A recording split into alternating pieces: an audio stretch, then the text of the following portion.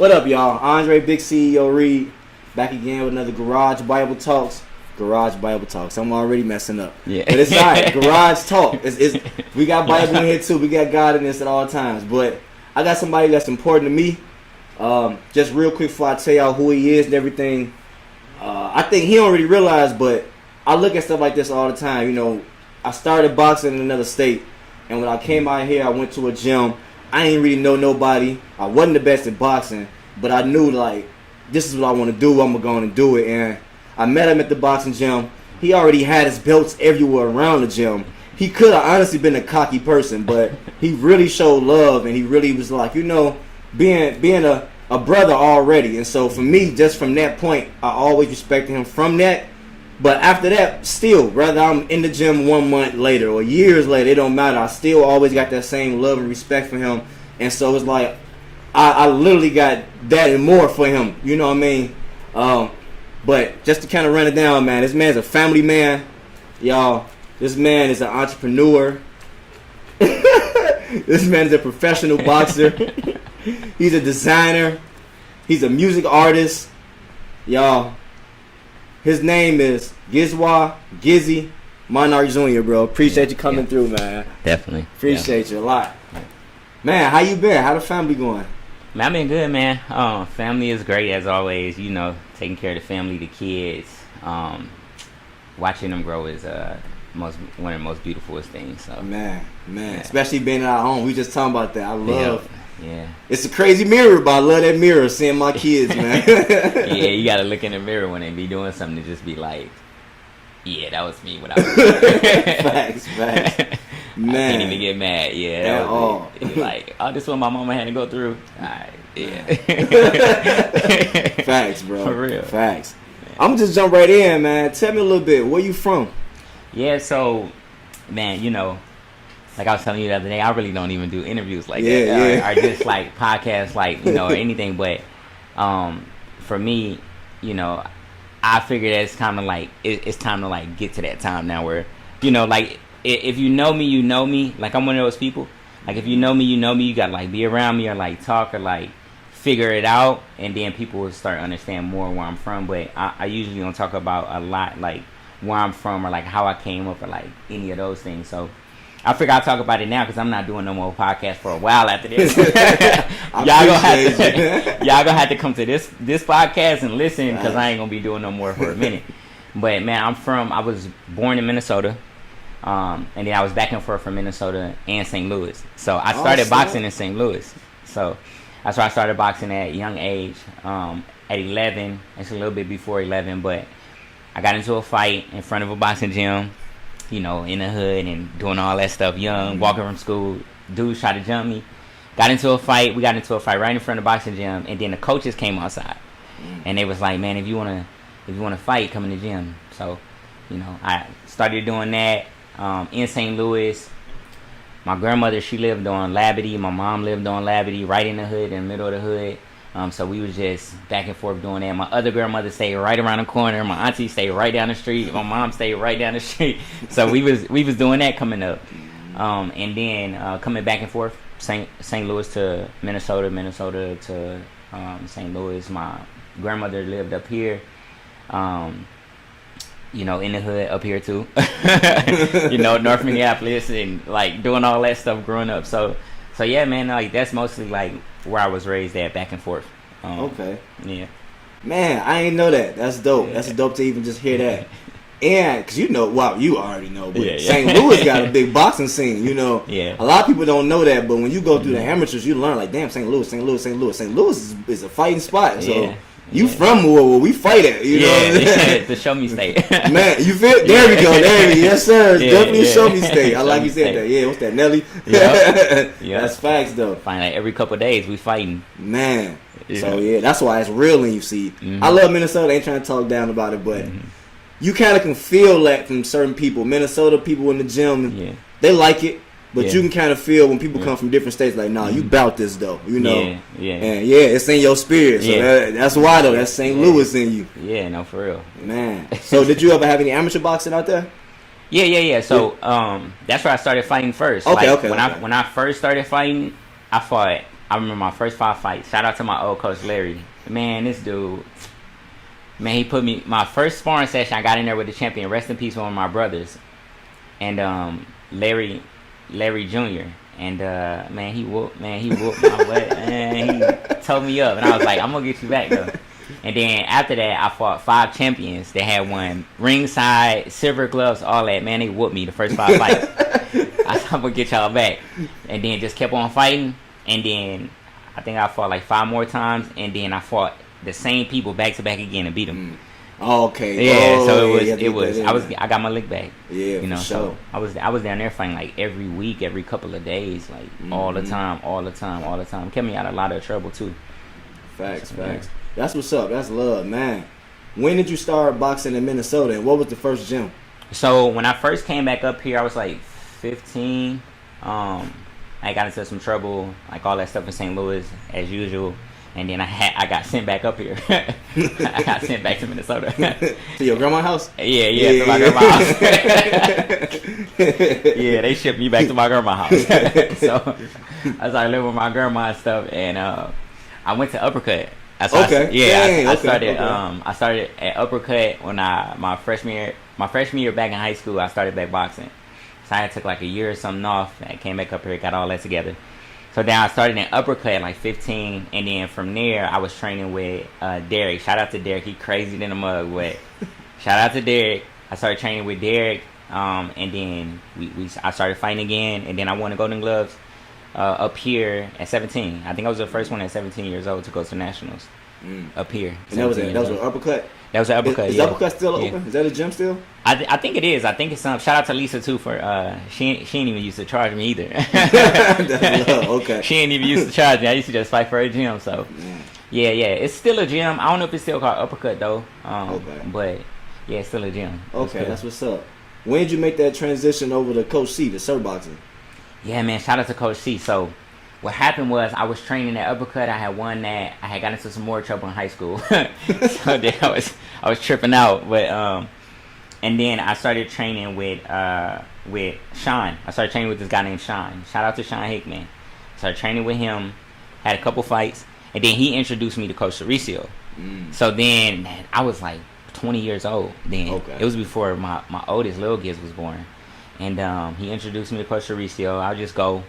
You know, just chilling over there when they used to have that gym, the smaller gym. The dungeon down there? Yeah, that one. So I used to go over there just, you know, I was kind of still in the streets and like doing certain stuff. And but then like one day, and then they had got the gym for the university, the bigger gym. Yeah. So then Coach, man, he had got my number, and he called me one day. He was like, man, what's going on with you? I was like, man, you know, I'm just getting a job and like, you know, working and like, you know, having a little trouble, whatever. He was like, look, what time could you be at the gym?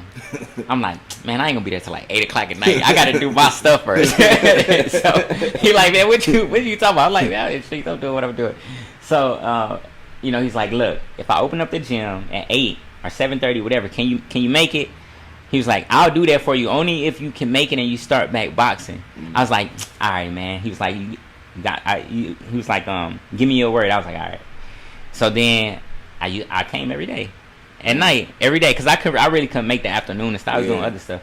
So then ever since then, like 20 years old, that's when I started working with Coach C, and I ain't never stopped ever since then. Man, that's a blessing. Yeah, and then got 1 belt, 2 belt, 3 belt, 4 belt, 5 belt, and just start ramping up my belts again. Yeah. Yeah, because by the time I got there, I'm like, dang, who get? And he was like, yeah, this is Gizzy's belts. I'm like, dang, all these hills? Yeah. I'm like, dang, I ain't never seen a belt before in my life. I'm like, that's nice. I want one of those. Yeah, I start racking them up again.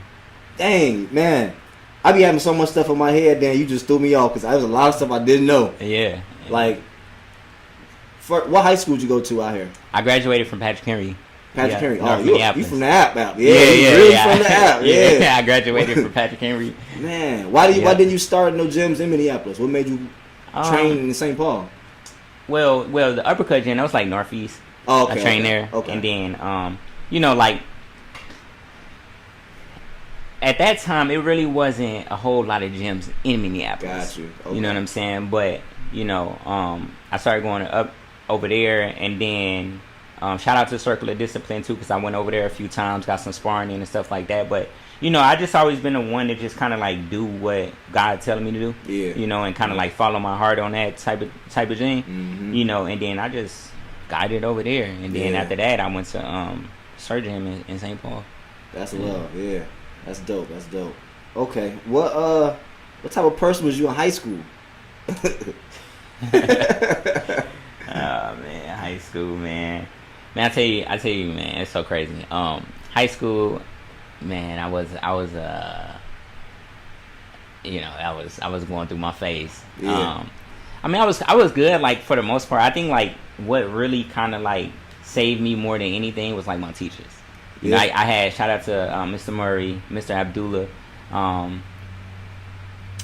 It's a lot of people. Quentin Bonds. There's a lot of people that, like, was like, if you boxing and stuff like, and they help too. It's like, if you boxing and stuff like that, we're gonna come to your fights. And then I started being part of the Boys and Girls Club. Okay. Yeah. So they gave me a job in high school, so I started being part of them too. And I used to go to therapy. So I started therapy my freshman year after I got into, like, a gang of fights. So the teachers and stuff, they used to always come to me and be like, man, you been getting into fights outside of school and stuff like that? Nah, I don't know what y'all talking about. But everybody's talking about it, you know what I'm saying? So they was like, man, you need to go to therapy. So I went to therapy, man, and I started therapy with, like, 20-something of my homeboys. We was all in therapy. Yeah. Wow. And but by the time I graduated high school, my sophomore year, I had to stop going to therapy because it was over and it was only like 5 of us left. You know what I'm saying? So most of the homeboys, rest in peace, died. And then other ones, they wasn't going. I stayed in it, though. Yeah. Into the last, like, thing. And then I was in a Boys and Girls Club. Was the Boys and Girls Club in Minneapolis the one, or the one on the east side? No, Minneapolis. Okay. Yeah, the one in Minneapolis. And they was actually in the school. So, they was in the school, and they used to have, like, their own, like, office, and I used to go there, and they gave me a job. I used to work for them. Yeah. So I used to go and help the kids, and then, like, they would, like, try to keep me on track. Yeah. So, like, that helped. And then by the time my sophomore year came, I was, like, more, like, level-headed. Yeah. And then I was more level-headed. I was working. I was, like, going to the gym and stuff like that. You know what I'm saying? I wasn't into as much trouble. Gotcha. Yeah. You know? I ain't never got caught though, but I wasn't into that much trouble at that point. I was just chilling out and stuff. So yeah, man, that's kind of like Wow, bro, that's a blessing, man, for real. I'm glad you're sharing that with us. That's a lot of stuff I didn't know, and a lot of stuff people probably really need to hear. Yeah, because I'm pretty sure a lot of us that look like us, that's from where we from, can say we always in and out of trouble all the time in high school. We all probably needed therapy, because I ain't gonna lie. Yeah. I wish I knew about therapy in high school, because I definitely would have needed it back then. And God bless me to not be in so much trouble, because I could have been in a lot more than I was. Just like how you said, you didn't get caught with a lot of stuff. But you could have been in deeper trouble than you was. But you was blessed to be in therapy, man. Yeah. And you had like you say, the mentors in a sense too, to keep you strong in boxing. That right there is so much right there, man. Because I know a lot of people in high school now that's like, y'all going down the wrong path, man. Yeah, get somebody to talk to, get into one of these gyms, for real, and it's gonna help save your life so much. Go to therapy. Like I didn't know nothing about therapy. Yeah. But I went to it, and the school recommended for me, and I went to it. And the therapist, I think her name was Miss. I forgot what her name was, but I think it was Miss Vogel. That's what it was, Miss Vogel. Like therapy was like one of those things where you could sit down, and you know, we come from stuff like that, being in the streets and stuff like that. it's kind of like real hard to trust people. Yeah. You know, so when you talking to people and stuff like that, it's kind of like, oh, this person could use it against me. So when you're in therapy, you know, they have regulations and laws and stuff where they can't talk about certain things, but they also help a lot. So you know, any high school kids in general that need therapy, like, go to therapy. Find somebody that you can like trust, that's not from like in that inner circle of yours, that you can talk to outside that inner circle, and then it start making your circle even bigger. You know what I'm saying? So that therapy definitely worked for sure. Man. Yo, what's up, man? Andre, Big CEO Reed. I got Garage Talks. Man, if y'all interested in hearing any content about God or about just healing for men, women, you know what I mean? You want to hear some real substance, y'all, please like, subscribe, check us out. We got everything from boxing with the kids to real conversations with other men and women that's going through real life experiences and just want to share their game and their wisdom, y'all. We got to keep this wisdom moving. The old generation used to teach us. Now we got to keep going with what we learning right now and pass it along, y'all. So please like, subscribe, add us, and share y'all thoughts, share y'all wisdom, man. Let's grow. Peace. Talk to me kind of about the amateur boxing world. Tell me about the fights. You already talked about a little bit. Tell me about some of your championships. You know. Yeah, man. Yeah, let me hear some of that. What's up? Yeah, I won plenty of championships. I won championships in St. Louis, traveling, and then got older, won championships. And then I think like my most proudest championships was when I was with Coach C. Like, I won silver gloves, like all type of stuff as a like really little, you know, 12, 13, like super little. But I think like the Upper Midwest tournament, I think for me, going down in weight, because like a lot of my championships, like me and Coach, we went to St. Louis, won a championship at, I think it's like 155. I was like high. Damn. And then I started getting even more serious. Coach was like, well, you could, you know what I'm saying, you can get down some. And then I went down to 142, went down to 132, won like two or three times, and then my last one I went down to 123. Crazy. Yeah, you was in shape though. You know? Yeah, I was in shape, and I was like, man, I got down to 123 pounds. So like, even I had to change in my diet. You know what I'm saying? I stopped eating meat, and like I went pescatarian, and then I stopped drinking milk, eating eggs, and then I started noticing like my body is moving faster. I have a lot more energy. My body is moving faster, and like I could do it. I'm like, my hand speed picks up. You know what I'm saying? I could do whatever I want all the time. And then from that, my lifestyle is just that, whether I'm at the boxing gym or not at the boxing gym, that's just what my lifestyle is. You know what I'm saying? So just going through the amateurs is always like, boxing is like one of those things for me where it's not necessarily about fighting. It's about the lifestyle for me now. True. You know, because it keeps me very disciplined. You know, and I had to stay very disciplined, or else I start getting off into some other stuff. So and that's what it's for me. But you know, I done been everywhere. I done amateurs, I done fought here, there, Kansas City. I done since I was 11 years old. So I think I seen a couple stuff of you like messing around with like the Mayweather and stuff. I think when you out there training one time before, I've seen you been do a lot, man. Because I'm so big in researching. Like I said, I remember I met you and you was humble, but I synced all your belts, so like, I had to do my research even then. I was like, dang, this kid been everywhere. Man, tell me, what has the amateur boxing taught you for yourself, for the boxing world, and for your life? You just kind of touched on it. How it really helped you structure yourself, but I think it's like amateurs is one of those things where a lot of kids, they probably you know, be looking for certain fights or don't want to fight certain people. For me, it was always just like, just fight. You know, because I always understood like the pro game. Even when I was amateur, I always understood like in the pros, I can like take my time as much as I want to. But in the amateur, like, you have the opportunity to just fight. So just fight. It don't matter like win, lose, draw. It don't matter what it is. Just fight. You gonna get better. Exactly. You know what I'm saying? It's either you gonna sink or swim.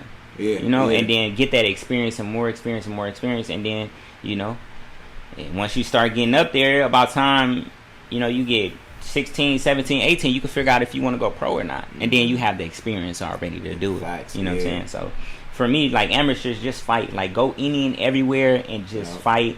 Look for sponsorships. Just fight and fight and fight and keep on fighting. No, facts. A lot of people in Minnesota boxing amateur world is a little different. Because like I said, I started boxing in Texas, so I'm thankful because Same thing out there. That's a boxing city. They big on that too. Just fight. We don't care. Yeah. They want, and it's almost kind of like the pros in a sense. I remember my first fights. I'm like, hey, coach, who I'm fighting? And he's like, look, brother, just fight. We don't care about who we fighting. And I thought I got to know what it look like. But nah, brother, we just going to get on the scale.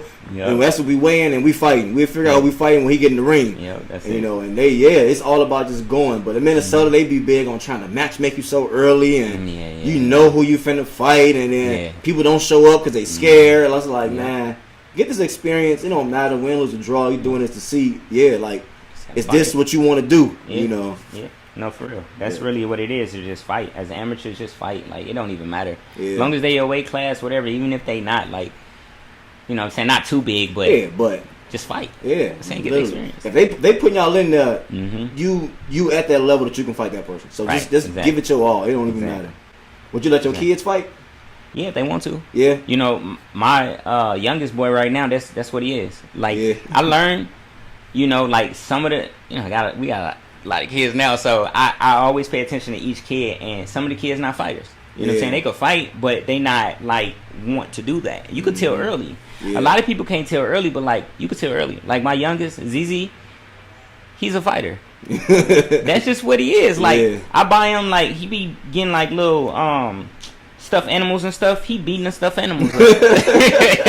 and I took him to the gym, man, about 3 times. Like, man, it's in him. It's in him. I ain't even showed him how to properly punch yet, but he throwing 1-2s, talking about uppercut. This, I'm like, dude. Yeah. But you just know, and you like, okay, that's just what he likes to do. My boy Jay, he loves math. That's just what he like to do. You know what I'm saying? Yeah. Lil Giz, he's very social. That's just what he could fight too, but the one that could fight is ZZ. Yeah. That's just like the daughters, they rough too, but he's the fighter. That's what he wants to do. And his attitude and like how he is just like, okay. Yeah, that's my son too. I've been to the gym and you seen he with Coach Johnny, he with everybody. He want to get in there and do it. I don't, like how you say, I don't steer him into it because like how you say, if this is what you want, I want to make sure that's what you want. Dad ain't push you into nothing, but baby Dre, I don't want to go to the gym. I want to hit the bag. He want to do it all. So that's crazy, true. You can see it, man. It's like you don't even gotta like. For any parent that's like pushing their kids or something, you don't even got to do that because they gonna do it regardless of what you say. If that's what they want to do, that's what they gonna gravitate towards. And I learned that by having like so many kids. I learned like they're gonna gravitate towards whatever that they want to do, and it's really nothing you could do about it, but just try to make sure that they're doing it the right way. If you haven't already, y'all, subscribe to Garage Talks Podcast. Go on down there, hit the button, subscribe. Like a podcast episode, comment on the episode. I don't care what you say. I don't care if it's good, bad, ugly. Say something. Let us know how you feel. Send this over to somebody you know. We just trying to grow. Subscribe to the podcast, man. Cause you say you was getting in fights a lot. Yeah, I was. Was it? Cause I don't. I'm gonna ask, but at the same time, I want you to give me whatever you want to say. But what was it like? Was it because like people wanted to bother you? Was it because you was starting stuff? Was it what was the rundowns of why you was always getting in fights? Yeah, man, it was multiple things. I didn't like bullies. Okay. So like, if I seen like, especially in high school, if I seen like kids like bullying other kids, I didn't like that. Gotcha. You know what I'm saying? So sometimes I purposely like start stuff with them. Like, man, leave this. You know what I'm saying? Leave them alone. Like. You know what I'm saying? And I always got a lot of respect for that too, but I just did it because I just didn't like that. You know what I'm saying? And then it was other street stuff, getting into fights. You know what I'm saying? And like all that stuff going back and forth, St. Louis to here. I get into fights everywhere. But I wasn't never like, if I was starting something with somebody, it's because you did something. You know what I'm saying? I was never like starting stuff or like doing that. I'm always been cool, like, you know what I'm saying, respectful and like all of those things. I just have my morals. You know, and it was more along the lines of that, and then territory stuff, like all that stuff. Back in the day, yeah. Definitely want to get our kids away from that stuff, but that's who we was growing up, for real, man. But it's like, I don't want to say job because that makes it sound like a chore, but it's like, but it's just like your relationship with God is your relationship with your wife. You feel me? So you went through your amateur world. before we go into the pro world, tell me how influential was Coach C and Sir Boxing Gym to you? I mean, like, very influential. You know, it's always people that come in your life where it's like, yeah, I wouldn't be here today if that situation didn't happen. Yeah. And this is one of those situations where it's like, if Coach C didn't call me, like, I probably would have still been boxing and like all that stuff, but I probably would have been back in St. Louis, like boxing or whatever the case may be. But you know, that foundation, you know, to having that foundation, it's like, that's why I always like, you know, going pro, you know, and things like that. Because I remember I wanted to go pro at like 25 years old, 24, 25, but kind of going through some stuff, you know what I'm saying, life things, and then coach was like, no, just do one more tournament, you know what I'm saying, do one more tournament, go down to 123 pounds, push yourself, do one more tournament, and then go pro after that. I was like, all right, cool, we did that. We went to the Olympic trials, you know what I'm saying, the qualifiers, and then I was actually supposed to go to the Golden Gloves that year, but I didn't. We went to the qualifiers. Oh, okay. Yeah. So you know, so we was actually like in 2 tournaments at one time. You know, yeah. And then after that, we turned pro. You know what I'm saying? I had the first fight, turned pro, and I was like, yeah, I'm ready to, you know what I'm saying, I'm ready to fight. Turn pro, it was a perfect timing too. You know, turn pro. 2017. 2017, yeah, I believe so. 2017. And then like I like, what happened was I was working this job. At the time, I was working at Target Corporate at the time, and just had little gigs and like all that stuff. And I sat and I thought about it. I truly thought about it. I was like, you know, like coming up, like I used to hustle and like all that stuff. So I used to always have money and stuff like that. But then going into the corporate world, you know what I'm saying, it's a different show, you know. So it's only so long that, you know, I always say this. I used to start studying archetypes.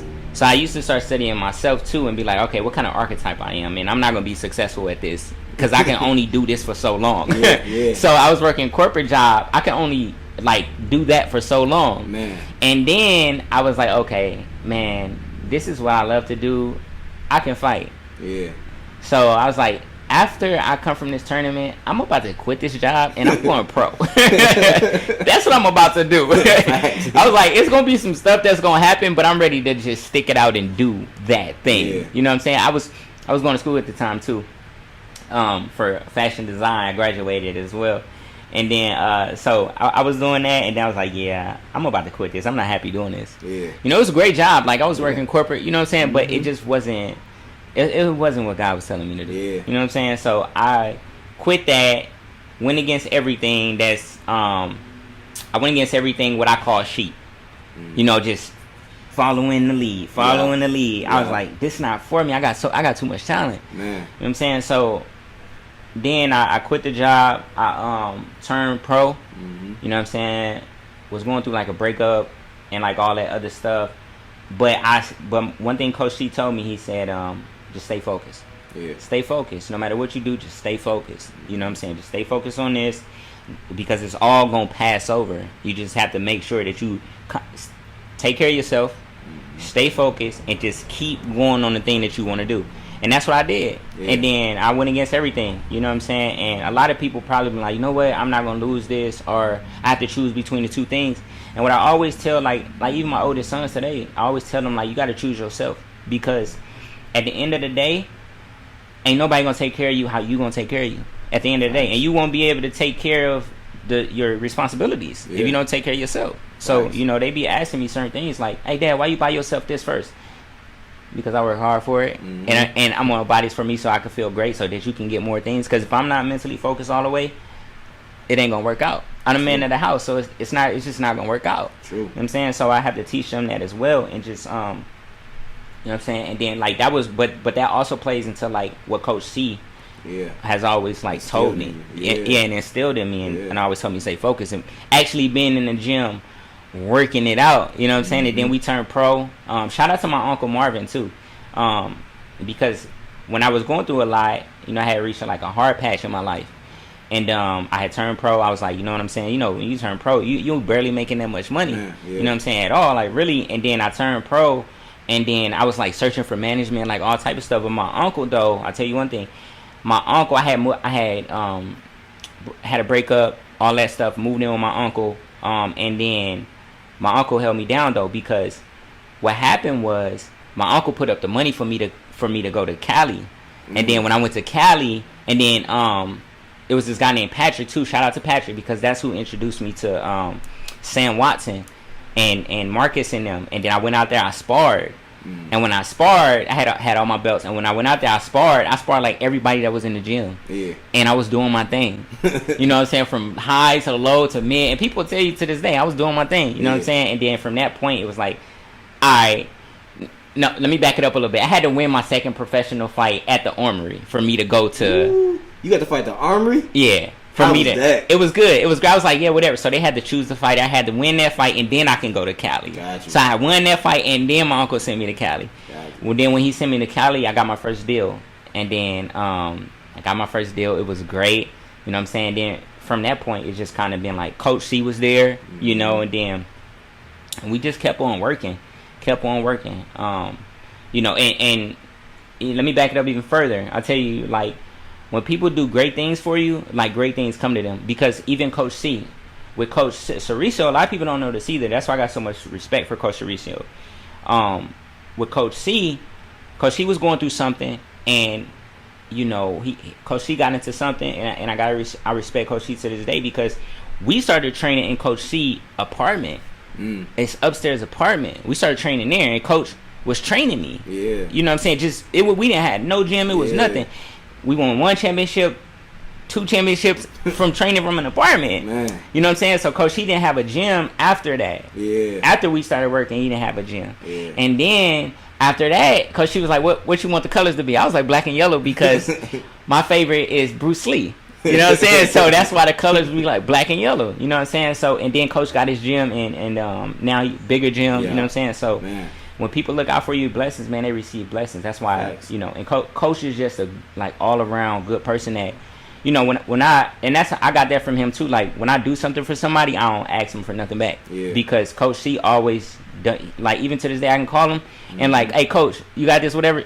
Like he ain't gonna sweat it. He ain't like, here, what you need, this and that. You know what I'm saying? So like he just, you know, and so if I do something for anybody or like if I give somebody something, I never want nothing back. Unless I don't want to talk to them no more. Then I'd be like, yeah, you owe me this back because I know they ain't gonna want it. You know what I'm saying? They'll be like, hey, how much you need? Yeah, I'm gonna give it to you, but I want it back. That means that I don't want to talk to you no more. You know what I'm saying? So but no, that's real, man, and that's a dope story because again, a lot of stuff I don't know that we all don't know. Yeah. But it's dope to hear that because man, I feel it already from the jump too. That's why anytime anybody tell me, because I'm kind of everywhere with my boxing, but I always say, but Coach C gym is home. Like that's my home gym. I go wherever I kind of God telling me to go, but no matter what, home gonna always be the home. And that's because that's what the first place I felt like home. Because Coach C, no matter what, even to this day, my birthday's went past. My anniversary, he just texts me, happy anniversary, happy birthday. Like, dang, good looking, Coach. Like, you know, you always showing that love of genuine, like not for anything, like how you say, he ain't looking for nothing. This is who I am, and that's why God keep people like that, you know, on His mind when He making sure He passing them blessings out. For real, seriously, man. A couple things, because one I didn't know this. How old is you, man? I'm 32. Okay. Yeah. Damn, you is a little older than me. I don't know why I didn't know that. I ain't think about that. Okay. 32 human age. Biologically, I'm like 21. You know? Facts. So the way I eat, the way I'm trained, I'm like 21 now. You know, it's biohacking nowadays. So I'm like... Facts. Yeah. Man, okay. You turned pro in 2017. Where was your first fight at? Was it the Myth? Was that the first fight, Myth? Or man, no? Shout out to Circular Discipline because I fought at the El Rodeo. I think it was called... South Minneapolis. It was their first show. Got you. That's dope. And that's family. Circuit Discipline is family. St. Carl, all of them, they knew me before I was born. So my dad, I think my dad boxed for like 2 days when he was like before I was born. They had me young, but I think he boxed for like 2 days when he was like 13 or something like that. Uncles and like all that stuff, you know what I'm saying? So that was my first professional fight. Okay. You know what I'm saying? So that's a full circle though. Because they knew me before I was born. They knew my dad. That's dope. So to grow up and just fight, you know, I didn't always grow up around my father, but rest in peace my stepdad too. But you know, my dad is my dad, so they knew him and they family. And then to bring it back full circle, then my first professional fight, I fight on their card. Man, look at that. You know what I'm saying? Against a fighter. Beat they fighter up, man. Yeah. Love y'all. That's how it go though. That's how it go. Man, then your second fight you said was at the Armory. Armory. Yeah. That's a big spot. Yeah, I fought at the Armory. I fought against Chacon, a very experienced guy. I think he had like 40-some fights at the time that I fought him.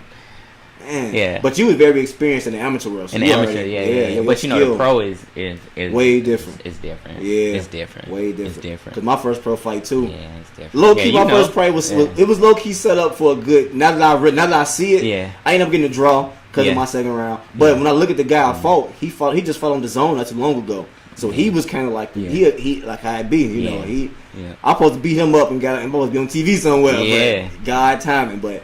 Yeah, the pros is way different. Be the most dangerous fighters. Man. They be having the most fights. They probably ain't got as many wins. But they dangerous. Dangerous. The most dangerous fighter you can fight is a fighter that got all of these losses and a few wins. But when you get in there with them, that experience will tell you just don't go in there. If you can't fight like that, like, or even if you could fight, it don't really matter. But you have to take that career very step by step because you get in there. You know, and this is one stigma that a lot of casual fans have. It's like, it don't matter who you get in there with, they're fighters. Yeah. You know what I'm saying? Especially if they fight and they still been fighting. Like, no fighter is scared to fight other fighters. That's like a myth. Exactly. You know what I'm saying? It's just about timing, money. Yeah, literally. You know, is it going to put you in the best spot? Literally, you know, man. If you fight this person, you know, now I will say fighters are very respectful of other fighters in their abilities for sure. Yeah. But it's not, but no fighter is scared though. That's not even like, that's a myth. Facts, literally. And me being a fighter, us being fighters understand that. And to the team, what you're saying, you just got to make sure because of experience. You know what I mean? I'm at a point too now where I'm at. I've only got 3 fights. I want to fight, but now that I've been in the game, I understand. I gotta be careful with who I let match make me because it's not that I'm very confident in myself. I think I could beat anybody, but don't put me in a position where mentally, physically, I'm just not ready yet. Yeah. Not that in my skill length, but it take a lot. You got to make sure you're ready. You do. You know, and so that's important, man. And then if you take a loss against somebody that's like, you might fight somebody 7-44. Shit, they got 44 losses for a reason. Man, they know how to survive. They know how to fight.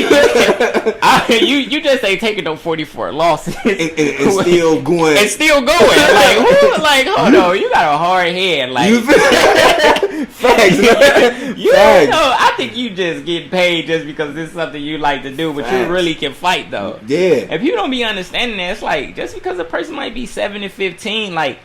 They still 7-15 going against a person that's like 3-0. You only got 3 fights. You only been in the ring 3 times. This guy has been in the ring damn near 20. Yeah. It don't matter how good you is. Even Lomachenko will tell you when he fought Salido. Man.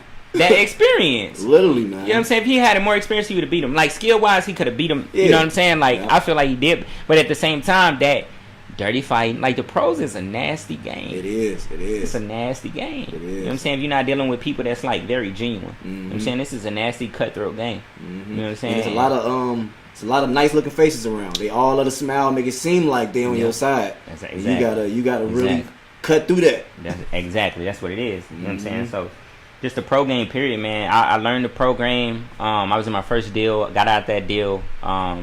That was a whole. Even during that whole situation, I learned a lot in that whole situation. Being in California, living in California for months at a time, training, fighting in California. You know what I'm saying? Then supposed to be on pay-per-view, fighting out there. You know what I'm saying? I dealt with some very shady people. If you haven't already, y'all, subscribe to Garage Talks Podcast. Go on down there, hit the button, subscribe, like a podcast episode. Comment on the episode. I don't care what you say. I don't care if it's good, bad, ugly. Say something. Let us know how you feel. Send this over to somebody you know. We just trying to grow. You know. Subscribe to the podcast, man. You know, the pro game is, I just made sure, like, you know, I graduated. You know, I have a lot of people don't know I have multiple degrees too. Yeah, so you know, I seen that. Yeah, the Art Institute, is that what it's called? Yeah. I went to fashion design school. I went to engineering school. I went to business school. I'm actually still in school. I'm at Harvard online. Yeah, right now. I've been doing my research. Yeah. I'm still in school. You know what I'm saying? Still doing that. and just going through that whole situation, you know, for business and sustainable global sustainability.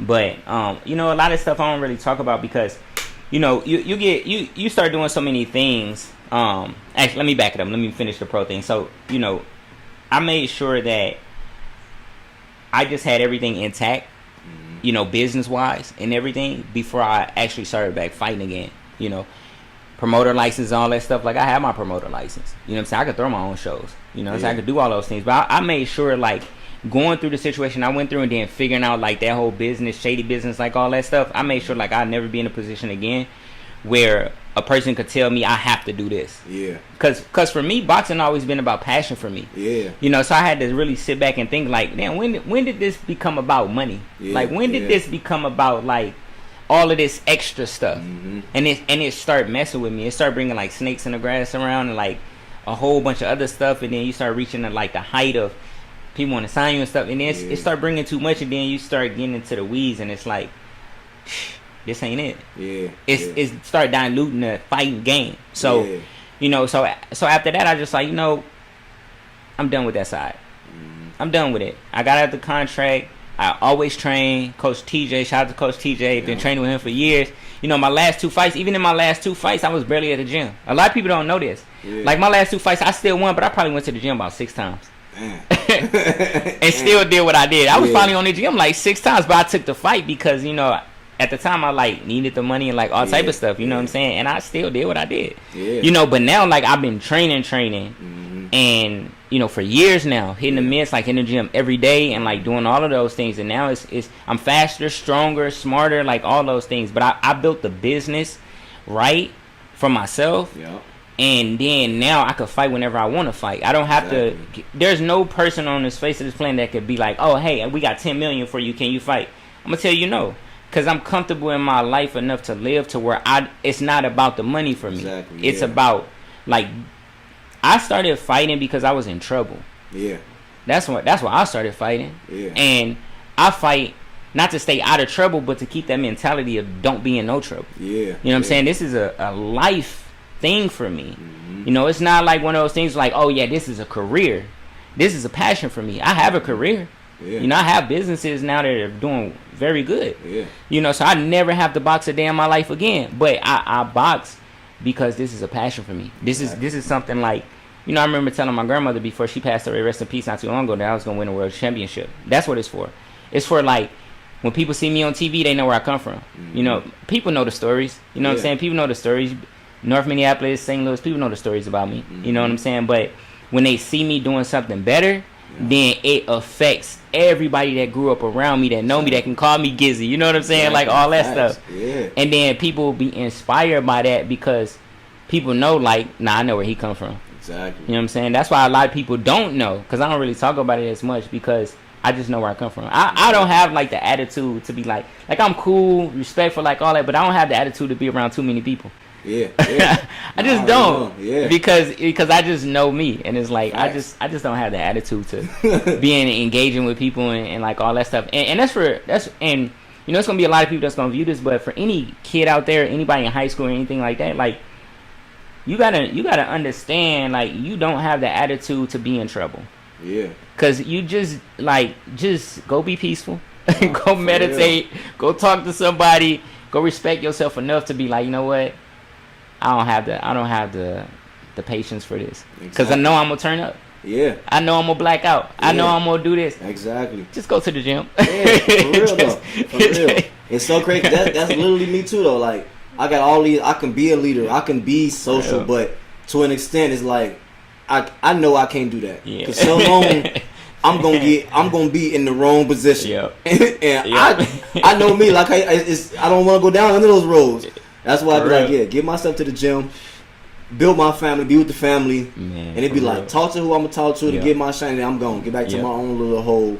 Cause all that extra is just too much for real. And a lot of fighters like that too, and be the most humblest people. You know what I'm saying? But most respectful. You know what I'm saying? Most respectful, because a lot of fighters can be people call it cocky, but I just think it's like just a respect thing. You know, and it's like one of those things, man, to where I just stay away as much as possible and stay focused as much as possible, and just I love my peace. Me too. You know, you experience so much turmoil. Like I experienced more turmoil more than half of my life than I've been alive. Man, no, for real, that's how it is. For real. Like, man, so now it's kind of like, nah, I'm cool. I love my peace. Yeah, me too. I love my peace, and I learned how to have peace too. Yeah. You know, I learned how to have peace. I learned how to be peaceful with myself no matter what happens. And shout out to my beautiful fiance. She just, you know, we've been together over 6 years now, and when she came, I kind of like, I'm just living a man's life. I didn't even have seasoning in the cabinet. I was here, there. I'm over this house, that house. I'm over this girl house. I'm doing this. I'm doing that. She's like, you ain't got no seasoning here. I'm like, well, I need some seasoning for it. I'm making, like, I got butter. Like, I got food. I'm not cooking like that. I'm going out to eat. I'm going over here. I'm doing this. And so she toned me down a lot. Yeah. Now, I wouldn't even say toned me down. She turned me up more. On the respectful level, in all the right ways, to where it's like, yeah, now we need this, we need that, we need this, we need that. Okay, we getting this, we getting that. Yeah, okay. And even to this day, we go to the grocery store. I make sure we got more than enough seasoning. When she see this, she gonna be laughing like a mug. But you know, man, just staying peaceful. Yeah. You know, and and more respectful. Yeah. You know what I'm saying? Because boxing does that. Yeah. When you really in the game and you really build your confidence, you understand that it's a respect thing. Yeah. Even when people be taught like just, I'm probably feeling, I'm in my feelings a little bit, so I'm gonna speak it up because I feel like I made a post not too long ago because I was feeling confident about myself. Yeah. I put a video out tomorrow. I got the best jab. Yeah, and it did no boxer comment because as boxers we understand it's just a confidence building. Yeah. It ain't no disrespect to no other boxer. Yeah. But you're gonna have them ones who's not confident in themselves, who love to try to bring you into their own world. And for a second, I let somebody almost bring me to where we know we can get. And it was like, Dre, you almost put yourself in a position because of a Facebook tweet. Yeah. Get away from this stuff. You know, like, don't allow people who not confident in themselves even bother you because no facts. We, like how you say, without us even having to say it, we already know. Yeah. We can go down the wrong spot real quick with somebody. Real fast. I already know. It's gonna be worse on y'all. Yeah. But the position I'm gonna be in, I'm gonna be mad about myself, the position I put myself in. You gonna really have to deal with yourself, but I got too much going on now. I can't see my kids no more because of you. I can't see my family. Like, nah, let me not do that because we crazy. In a sense, boxing, we gotta be a little crazy. For real. It's very tough people. Man. Very tough people. Mentally, physically, all that. Like, you know, and it's this saying that I do have, you know, it's one of those things, it's like, a lot of people gonna tell you to be humble. A lot of people gonna do that, right? But it's more about respecting. It's like, I'm not here, I tell people all the time, like, I'm not here to take care of your insecurities. Exactly. I'm not here to do that. If I love myself and you hate something about yourself and you look at me and you see that I love myself and you're telling me something that I can't do, I'm not here to take care of your insecurities. I'm not here to do that. I'm not here to humble. I'm not here to do nothing. I'm not here to love you. I'm not here to do none of that. Exactly. I'm here to love myself first.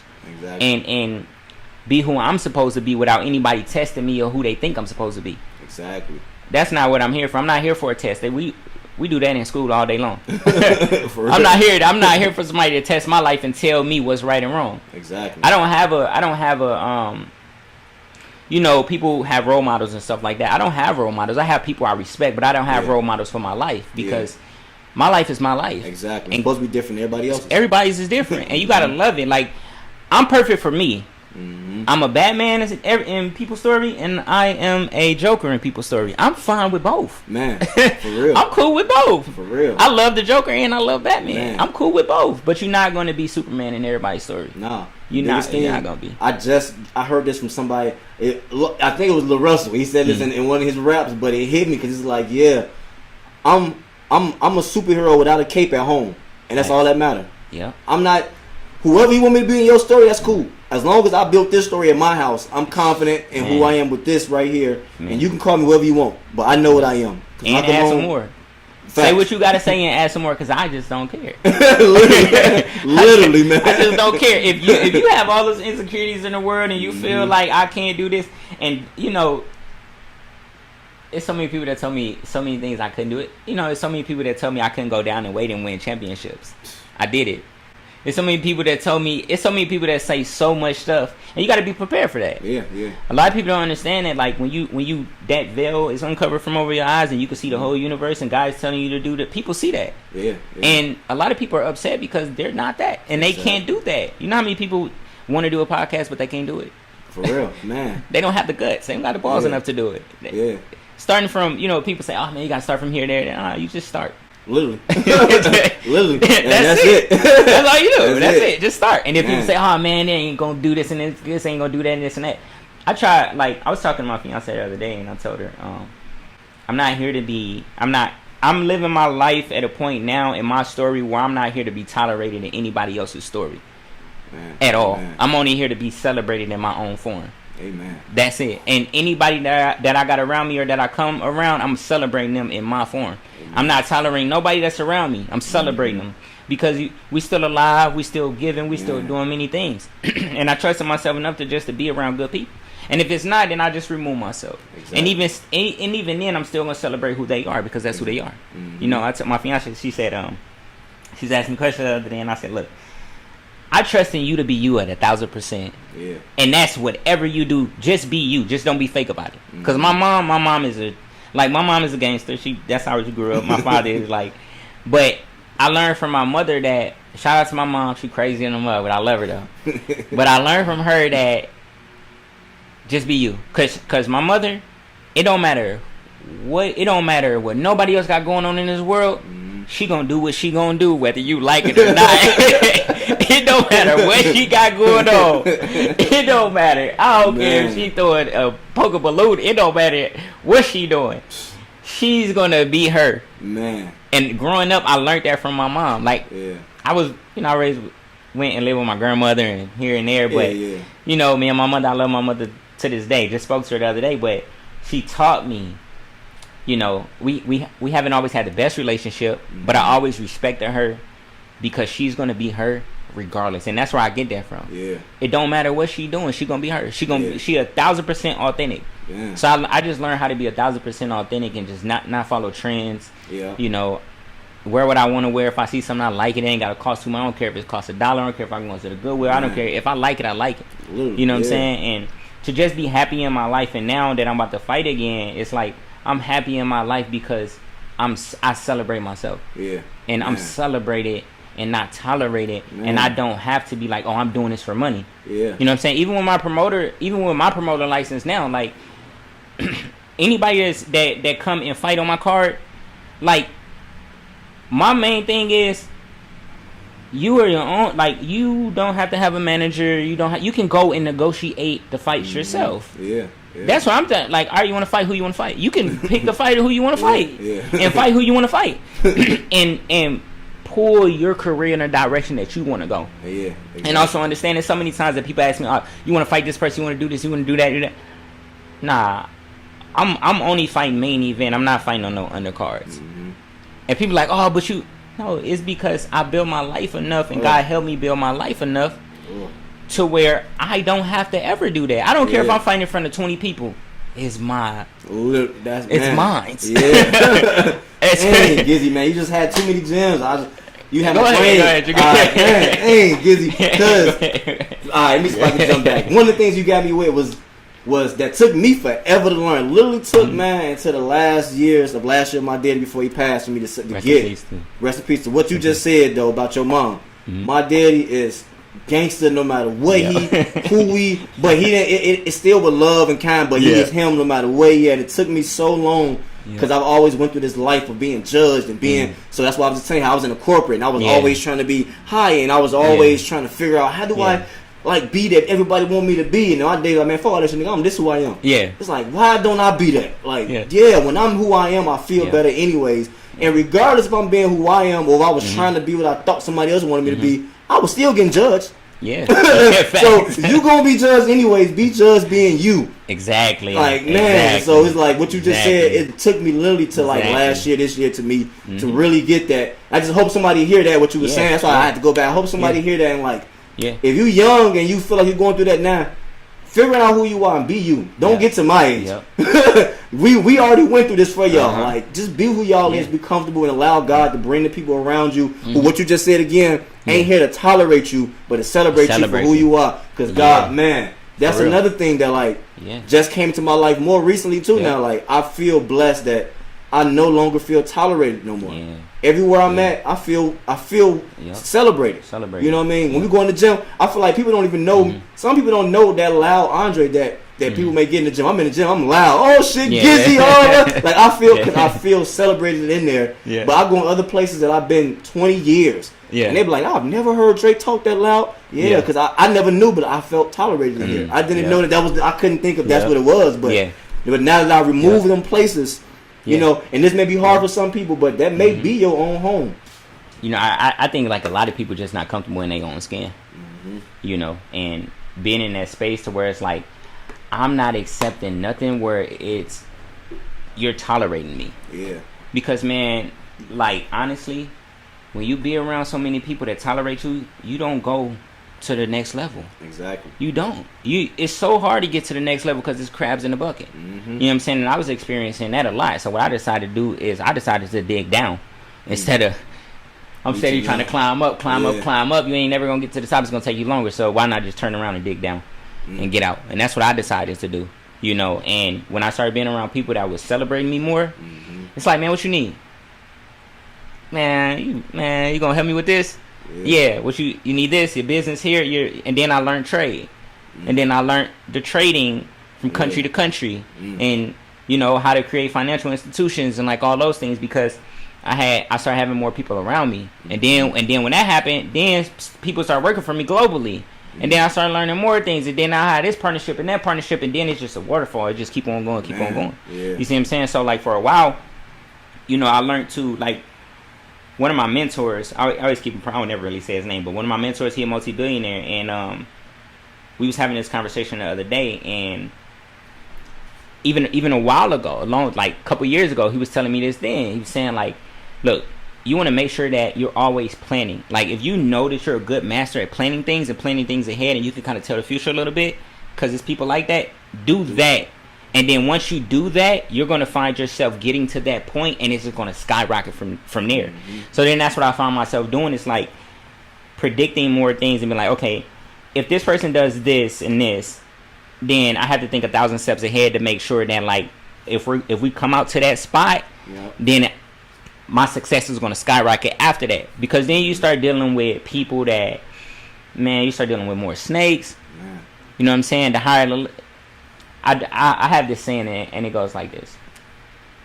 When you reach a new level, there's new devils. Man, that's and real, man, new levels bring new devils. For real. And man, it be some crazy stuff happening. You have a lot of people talking crazy about you. You have a lot of people telling lies about you. You have a lot of people doing all those things. But like I always say, you can't curse a blessed man.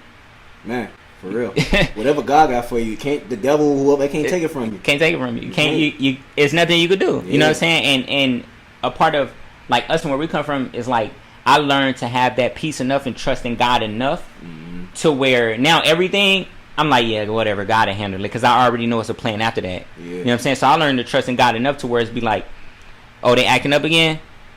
Whatever. I gotta stay focused. Man. Only reason why they doing this is because they see my light and they just trying to dim it. You gotta understand, like even with the podcast, it's gonna blow up. But you gotta also understand too that when you shining, you also casting shadows. Man, facts. So you know what I'm saying. So people, you gotta understand that. A lot of people gotta understand that when you shining like that, you're gonna be casting shadows, and people gonna be mad. Yeah, that's real, man. But the people that celebrating you, they ain't gonna be mad at you. They want you to shine brighter, and they gonna help you shine brighter. Exactly. It ain't gonna be no. People ain't clapping for you. You gotta watch it. You gotta pay attention to the people that ain't clapping for you. That ain't asked for. You know what I'm saying? That ain't asked to help you. I don't want nothing from you, but let me just help you out, because if anything happened to me tomorrow, I know that I'm leaving good deeds on this earth. Yeah. You know what I'm saying? So that's right. That's where my mental be at all the time. Man, amen. For real. Talk to me about some of the stuff you got going on. You already talked about your you got your promotion license. Yeah. I know a little bit about some of the business you got going on. I know you had a lot of fashion adventures going on, man. Tell me what's some of your latest stuff you got going on? What's some business stuff you proud of right now? You know, one of the most things I'm proud of is my family business. Amen. You know, I'm proud of building, just continuing to build. Well, I've been building the country for, you know, a minute. Yeah.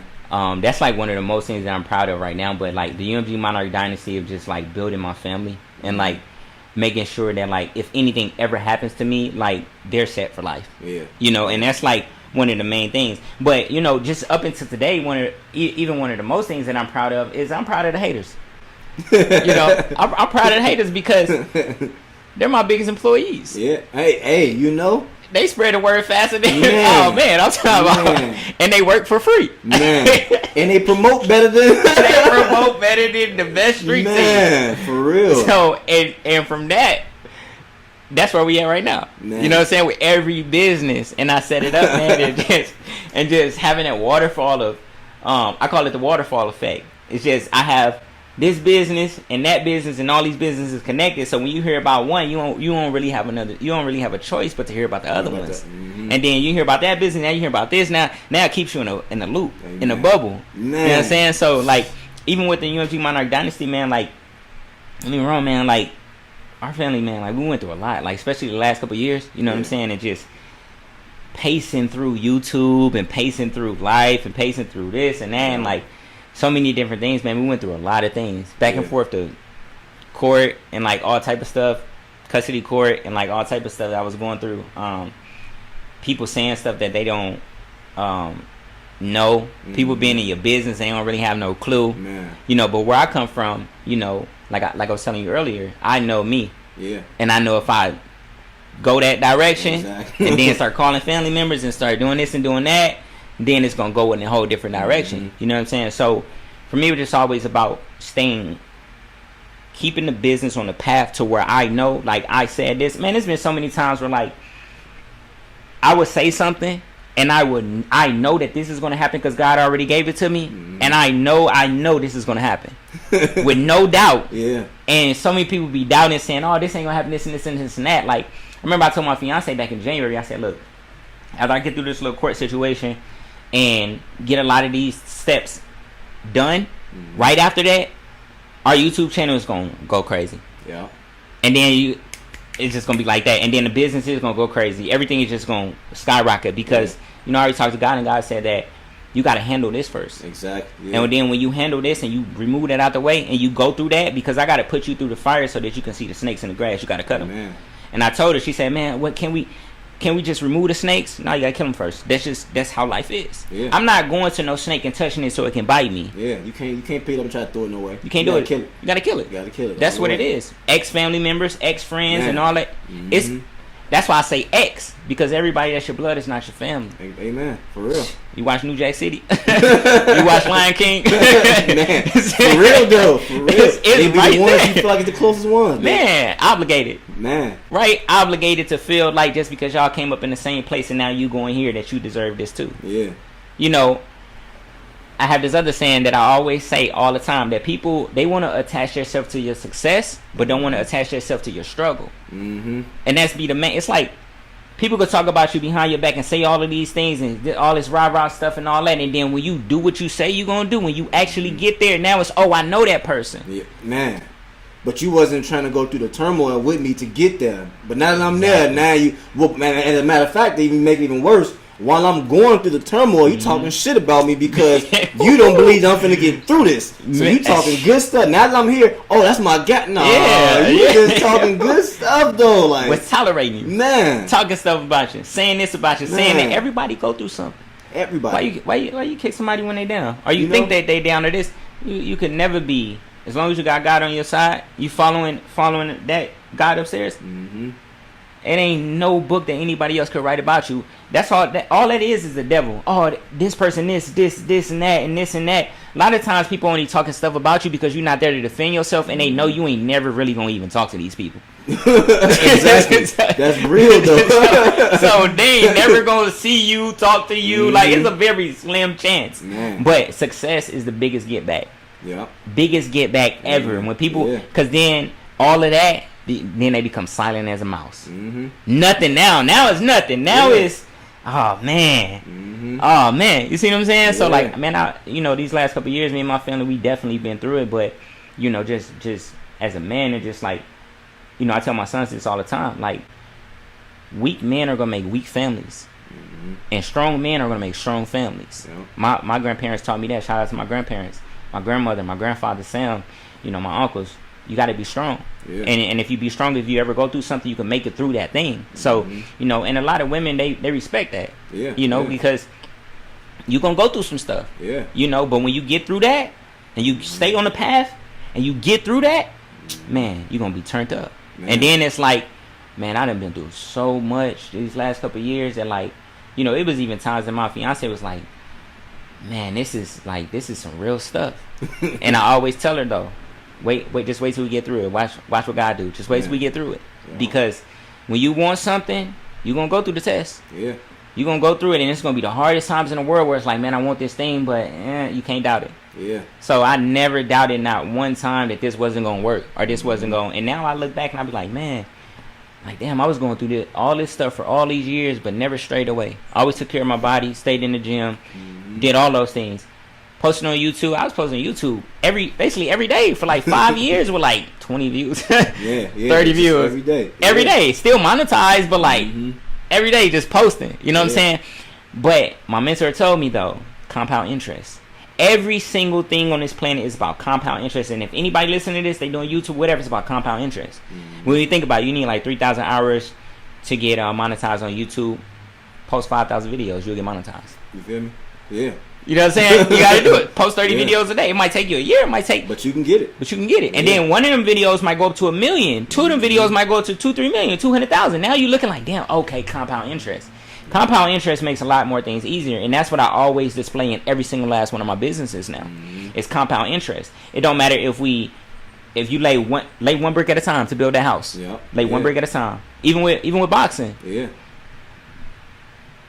You eat good meal, you might have a bad meal. Eat 2 good meals, you might have a bad meal. Eat 3, but it's that compound interest. Take the protein, compound interest. You know what I'm saying? So with business, I always do every single last one of my companies now with compound interest. Because and like a lot of people don't know, I have over 150 people working for me globally. Man, that's dope. You know what I'm saying? And their salaries and everything is paid for the next 20 years. You know what I'm saying? But people don't understand like financial stability when it comes to like building. Like I paid out all of my employees 5 years ago. People don't even know. That's so dope. 5 years ago, and I paid them in a way to where their $1 is compound interest every single day for them. You know what I'm saying? Every single day. So when I'm not doing something, they're still doing something. And they're still working, and it's still going, and everything is still going. Like the marketing team right now, all I gotta do is post one thing. Marketing team gonna take it. Do it. Everything is in profit now. Like people don't know. Like man, I spent so much money, in the last couple of years, just building and helping to where a point where I could just like snap a finger, and then like the marketing team would take it, look at it, and then be like, okay, we want this person to be here, there, and then it's just done. Very efficiently. You see what I'm saying? Where I don't even have to pay nothing because they're paid for the rest of their life, basically. So, like when doing business, it's just about that compound interest. Like even with fashion, I have a fashion business. The YouTube, that's doing like 200 million a month now. You know what I'm saying? And like fashion, the Giezwa Monarch dynasty, the country I'm building. I'm gonna let you ask your next question, but yeah. No, because I'm listening, man. It's so dope. So like even I can get into the country thing too. Even building a country, people are it's so like people are in so much disbelief.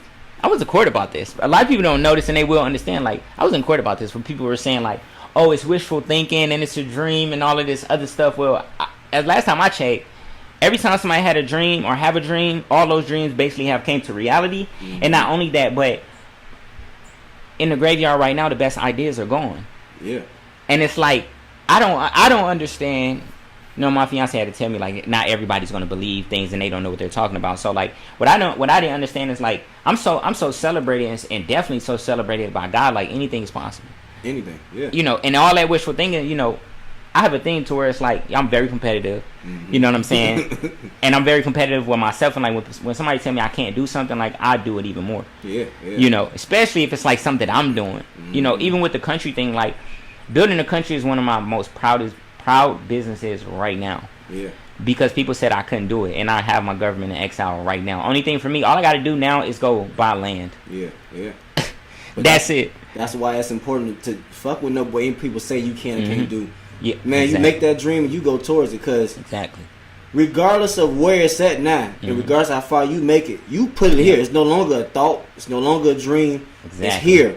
Exactly. And wherever you leave it at, Exactly. your kids, your next generation is Yep. gonna keep going. Yep. So however you big, you dreaming of it, best believe it's gonna be even bigger than your dream, because you Facts. put it here now. Yeah. Like how you just said, a lot of people Yeah. thought of some shit, Yeah. and they maybe was gonna start it, and allowed the world to tell them that it wasn't doable, and Yep. now, like how you say, it's in the grave with them. Yep. Because they ain't even Right. put it out here. Yep. You know what I mean? So it's like, man, whatever you putting out on this earth is literally going to happen. How else did all these other countries happen? Exactly. Come on now. Exactly. There's countries being made all the time. Why Exactly. can't you make whatever the hell you want to make? And you know, that's a lot of people that they don't know what you're doing. Exactly. And they don't know how to do it. Exactly.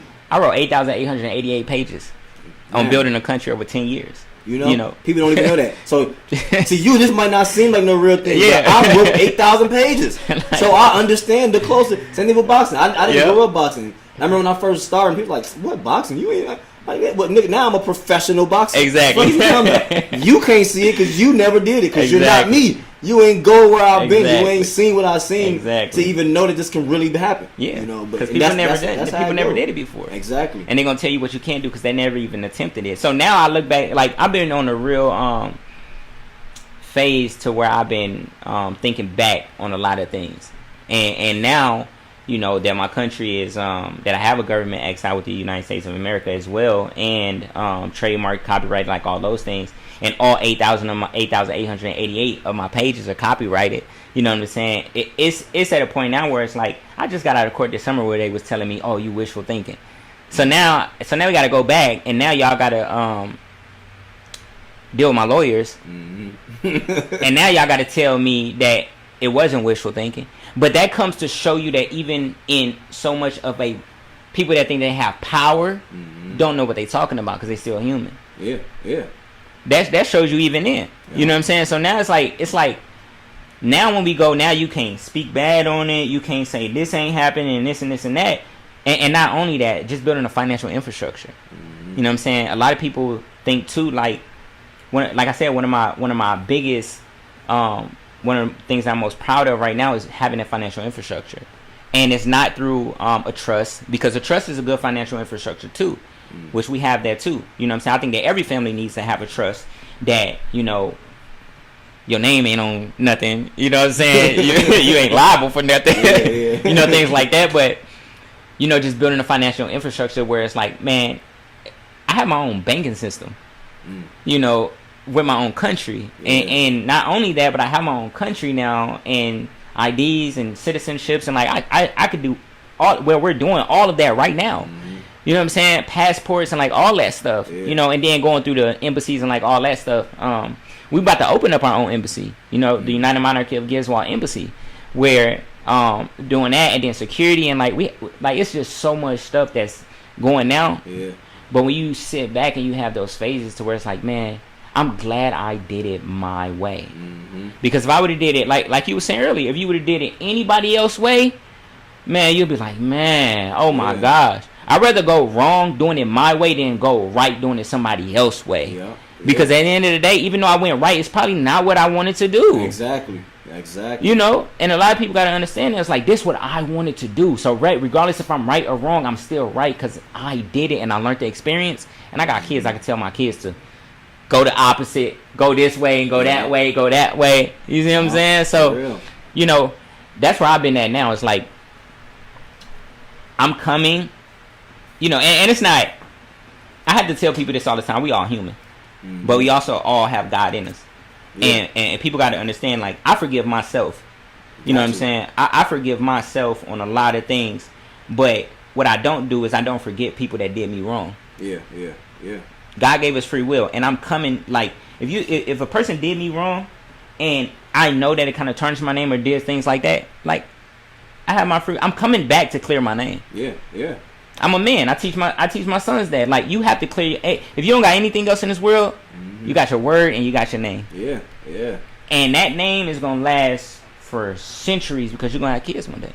So I'm coming to clear my name. So a lot of people that's gonna see this, because they gonna see this. A lot of people that's gonna see this, they gotta understand, like, if you do something to me, I'm coming to clear my name. Yeah. You know, it's a lot of times where I went through man, I went through a hard time in life, you know, for a lot of years, and now I always ask God for sustainability. You know, I always ask God for sustainability. I never ask God for a quick million or quick this. I ask God for sustainability. I'd rather make $10,000 every week than make $1 million one day. Yeah. I'd rather make $1 every day than to make $1,000 one time. Yeah, facts. See what I'm saying? So now that I have that sustainability, and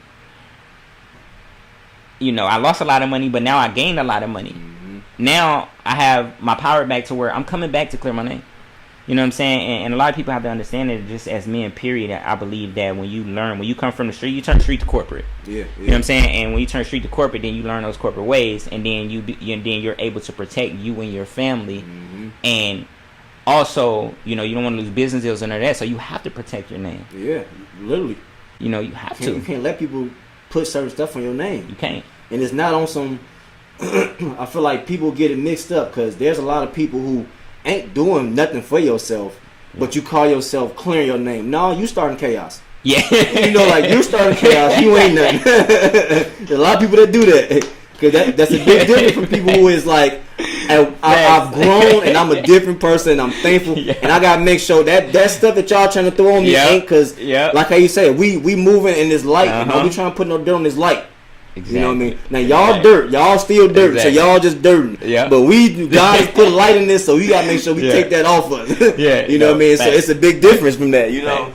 No, for real. And that's why and a lot of people don't understand too, like, when you going through that and then God blesses you enough to clear your name, clear your name. Because you went through it and God allowed you to see that those were snakes, and it'd be the people that be like, I didn't even think this person would be like this. Like, are you for real? Yeah. Man. It'd be like that. And then you'd be like, man, I'm so glad that God showed me the true colors of these people. Because I understand now why I went through that, because they couldn't be here with me. Exactly. Because they going to mess this up. Rather for you to be over there while I'm up here so you can't mess this up. Literally. And that kind of go back to what you were saying earlier, how, like, before God level you up, you got to kill them snakes first. Got to.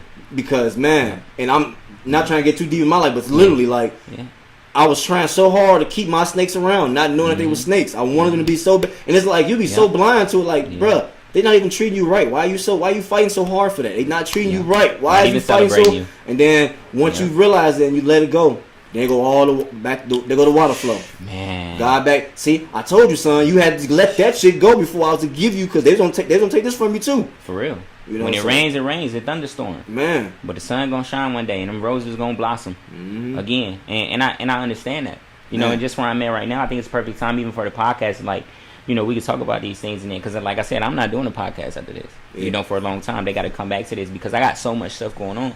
You know what I'm saying? Like, we got over 1,000 clients globally now. You know, and a lot of that time is like, man, I understood. Like, man, I spent like 100% of everything that I had invested in the infrastructure. And people don't understand, low key, that's what you got to do though, especially when you're coming from the bottom. You got to. You got to do that. You got to. 100%. Like, I lost.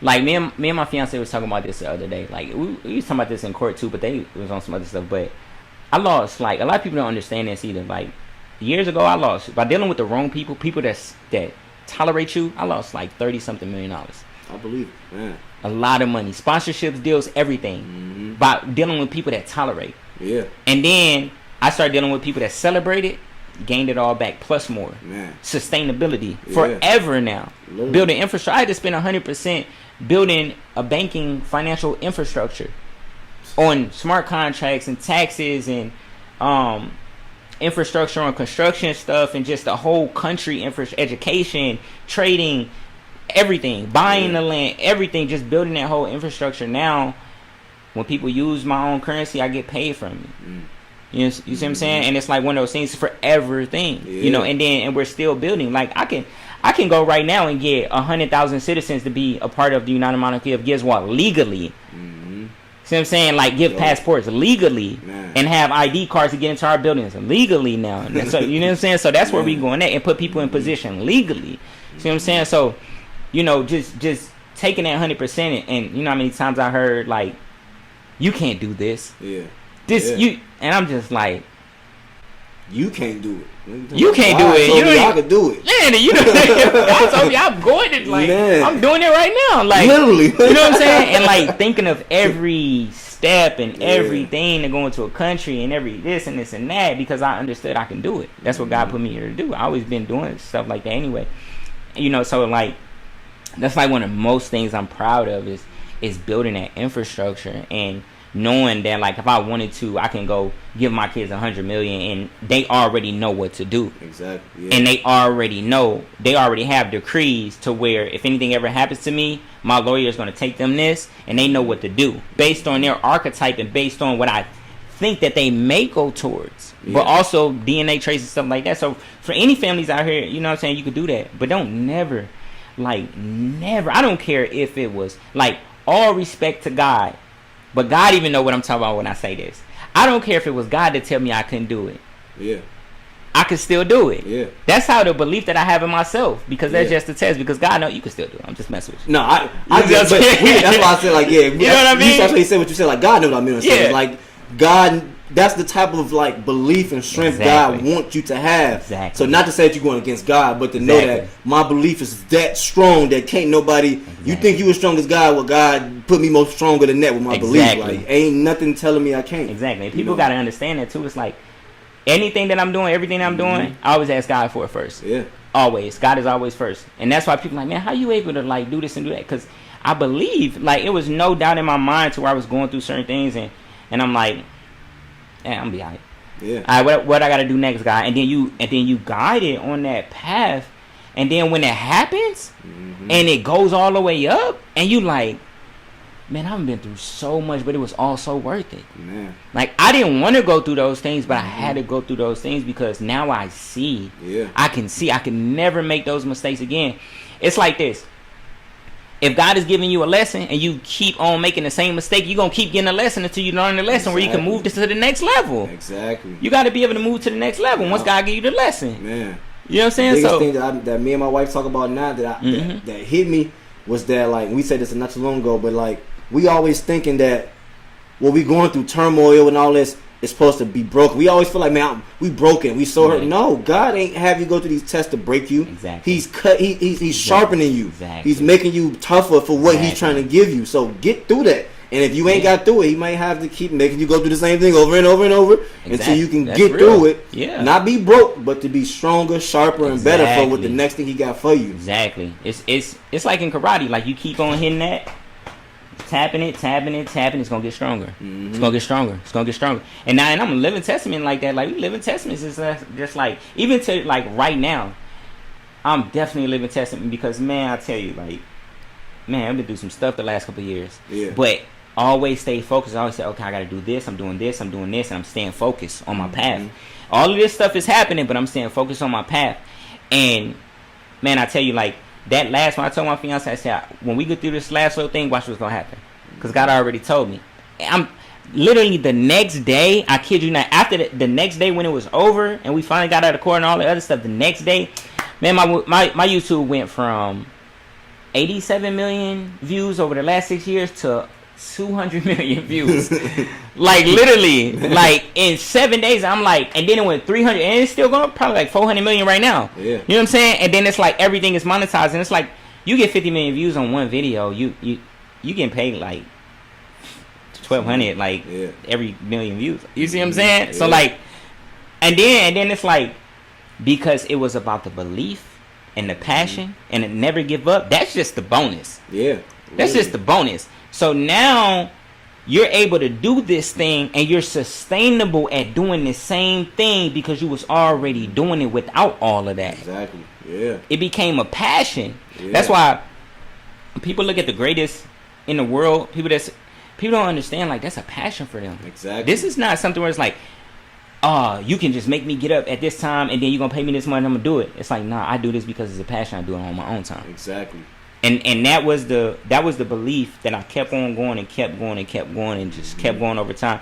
And then now it's just a plus because like anything posted on YouTube now, like right now I'm ain't posting nothing. Like you gonna be like this too. Like a year from now you gonna be like, bro, I understand what you're talking about. You can go post. You can wake up in the morning time, post 30 videos, and then you get paid like by the end of the night you probably get like 500, 600 like every day. Yeah. And then you look back and you like, man, I was broke for like 4 years doing this. You know now what I'm saying? Right. I got used to being broke. I can't remember. Damn, I'm getting paid to do this now. Man, That's crazy. I just made what? Man. For real? Yeah. And then you look at it and you keep looking and you be like, I'm doing the same thing I was doing, and I wasn't even getting paid as much for this, but I compound interested, and it kept stacking up and stacking up. Man, I look back now. I was just looking at a video from like I recorded like 5 years ago. It just got like 6,000 views. I'm like, I just got paid from something in the past. Yeah.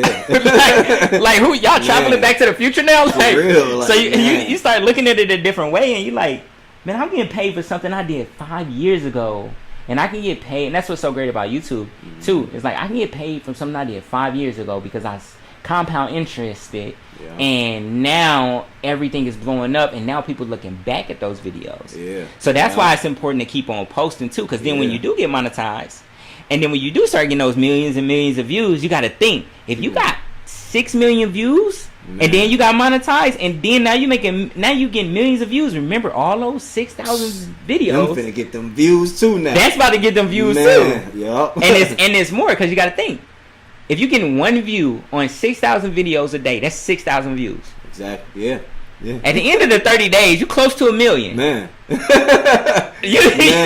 making $4,000 in 1 month just by something you did in the past. Man, some old shit you put up. Yeah. You see what I'm saying? So that's how I always thought about YouTube, and I think about all my companies now. It's just like, just keep doing what you were doing. God already gave the blueprint and the plan. You know, and it's enough for everybody. You see what I'm saying? God already gave the blueprint and the plan where it's like, just keep doing it. Yeah. Just keep it. You need 3,000 hours watched. Just keep posting. Exactly. If you need 3,000, post 9,000 videos. It's gonna take you a minute. But you keep posting, you're gonna get to.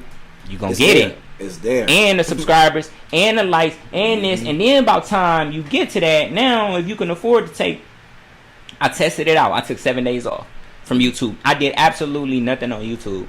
7 days. I told my fiance, I said, okay, now I have to test the compound interest. Yeah. Because that too, compound interest also means too, like, when you decide that you want to take a vacation or a break, you still getting paid for your vacation and your break. So I said, you know what, I'm gonna take 7 days off. I ain't gonna do nothing. We ain't gonna do nothing on YouTube. We just gonna look at it. 7 days, nothing. Still clocked in like 40 million views. Man. Yeah. And that was old videos. I'm looking back like I was doing this training like 2 years ago. Man. This got the most views. Like, you know what I'm saying? Real, So yeah. it be those things, man. Like, and even with the companies and stuff like that too. Like, those are like just going up now. You see what I'm saying? So, yeah, no, man. I'm just ready, but go ahead. So, man, it's just crazy. about that. You kind of talked about family a little bit, and I know I ain't gonna say I know, but I can tell you got a crazy dynamic, and it's turned into a beautiful family. Talk to me. What's your dynamic? What's your kids? I know you got. At least I know one of your kids is not with your fiance, right? Exactly. Yeah. And then Yeah, tell me the rest of the dynamic. How many kids y'all got together? What's that look like? Yeah, so my oldest, little Giz, is not with my fiance. That's the baby mother, of course. Yeah. And then the mother of my children has the rest of our kids. And then my son JJ, that's my son, but you know, not by blood, but that's my son. You know, so how many kids is she already? She only had one without you? She had one and I had one. Yep. And then now we got 3. It's 3 together? With 3 together. Yeah. 3-year-old, 2-year-old, 9-month-year-old. 9 months. Oh, y'all had them back. Oh yeah, they back to back. And the little one, she basically walking now. So now I be sitting back looking at them like, okay, all 3 of y'all are walking, and y'all 2 are walking too. Alright, yeah, this is gonna get this starting to get heavy, man. Yeah, we gotta like our family stick together. Yeah. I advise like, you know, relationships, right?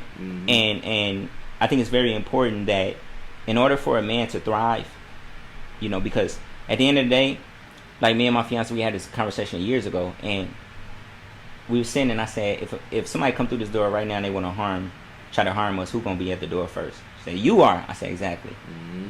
So that means who's leading?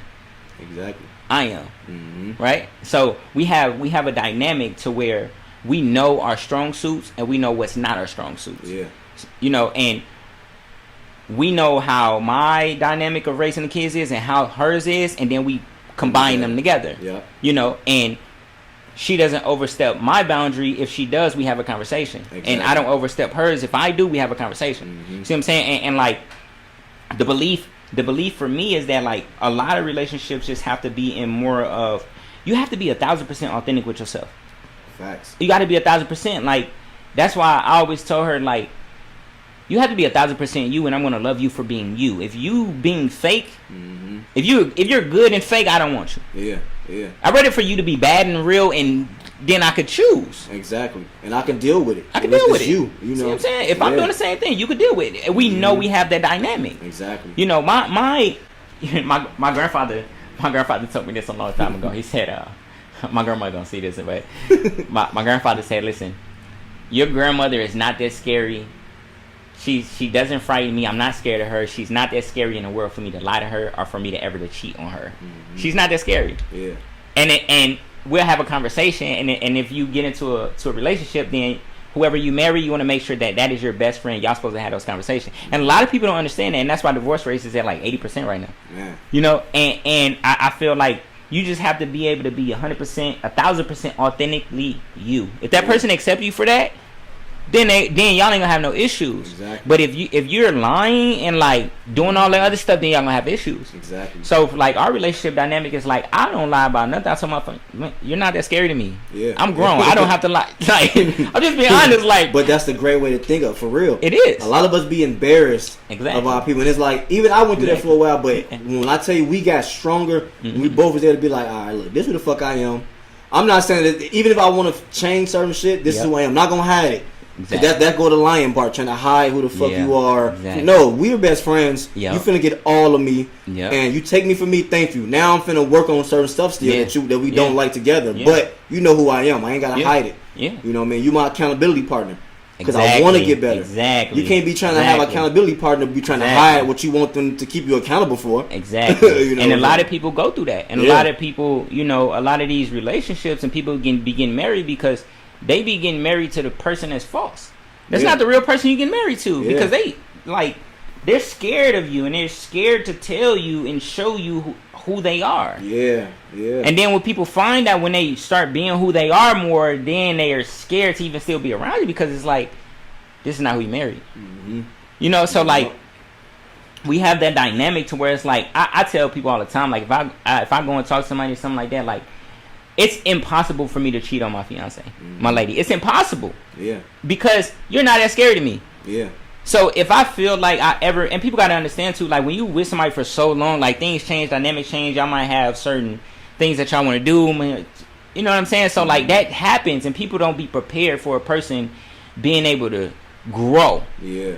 And you want to do a lot of things in life, and you have to have a partner that's like, y'all can talk about if you're married to somebody and you can't talk about it, it's like no point of being married to them. Exactly. Literally. Like, why are we married to get divorced because this is who I am? Like, it don't even make sense. You see what I'm saying? So like, we have that dynamic to where it's like my woman can talk to me about any and everything that she want to talk to me about it. We're gonna have a conversation about it. But it's no like I control you or like I'm telling you what to do or any of those things. It's like whatever you want to do in your life. Because your heart beats on its own, your brain thinks on its own. Like, I can't control nothing you do. Yeah, we're married, but you wake up by yourself every morning, and I don't control none of that. Only God does. So I want you to be as happy as possible in your life with every and anything that you want to do forever, because this is your life. And we meet in the middle. And any and everything that I want to do in my life, I want to do it, and any and everything we want to do together, we do it. Yeah. It could be the craziest experiences, it could be whatever. You see what I'm saying? But it's an experience that we both share together. Where I hope, like she tell me all the time, like now I'm not that scary to her for her to lie to me, and I want it to be that way. Exactly. Yeah. Like I don't care. Like if it was, like if you do some crazy shit, like we're gonna talk about it behind closed doors. I'm gonna ride for you in the public. Yeah, but we're gonna talk about it behind closed doors. Don't be like, damn, what the fuck? Like, you know that shit wasn't right. You know that wasn't right. But I ride with you though. If they come knocking on the door, hold on, what happened? You know what I'm saying? That's and that's the type of part. That's how it's supposed to be. You know what I'm saying? So like a lot of people think of that, and I know too. Like just going to those other levels, it's like when people look back at this podcast and stuff, it's like, you know, just boxing and like superstar stuff. You know, it's like it's impossible for me to cheat on my fiance. So I don't want to hear no blogs, no none of that, Man, because yeah. it's just impossible. Yeah. When you make it impossible to do certain things like that, you take all things off the table. Because any and everything that I want to do, I have a conversation with my fiance first. Yeah, yeah. And my fiance have a conversation with me. Yeah. It don't matter if I want to go shoot 40 deers. I'm going to be like, hey, look, I'm about to go get real bloody today. This is what I'm going to do. You know what I mean? It don't matter what I'm doing. I'm going to have a conversation with her because I know that she's going to protect me. She's going to protect my energy. Yeah. She's going to protect kids. She's going to protect everything. And the best thing that I could possibly do is tell her and let her know what's going on. Exactly, yeah. And have a conversation my partner, my life partner. Yeah. And I ain't gonna lie, that's a lot of that took for me to learn. I'm not gonna lie. Yeah. My wife 10 years older than me. Yeah. She already had 6 kids. Yeah.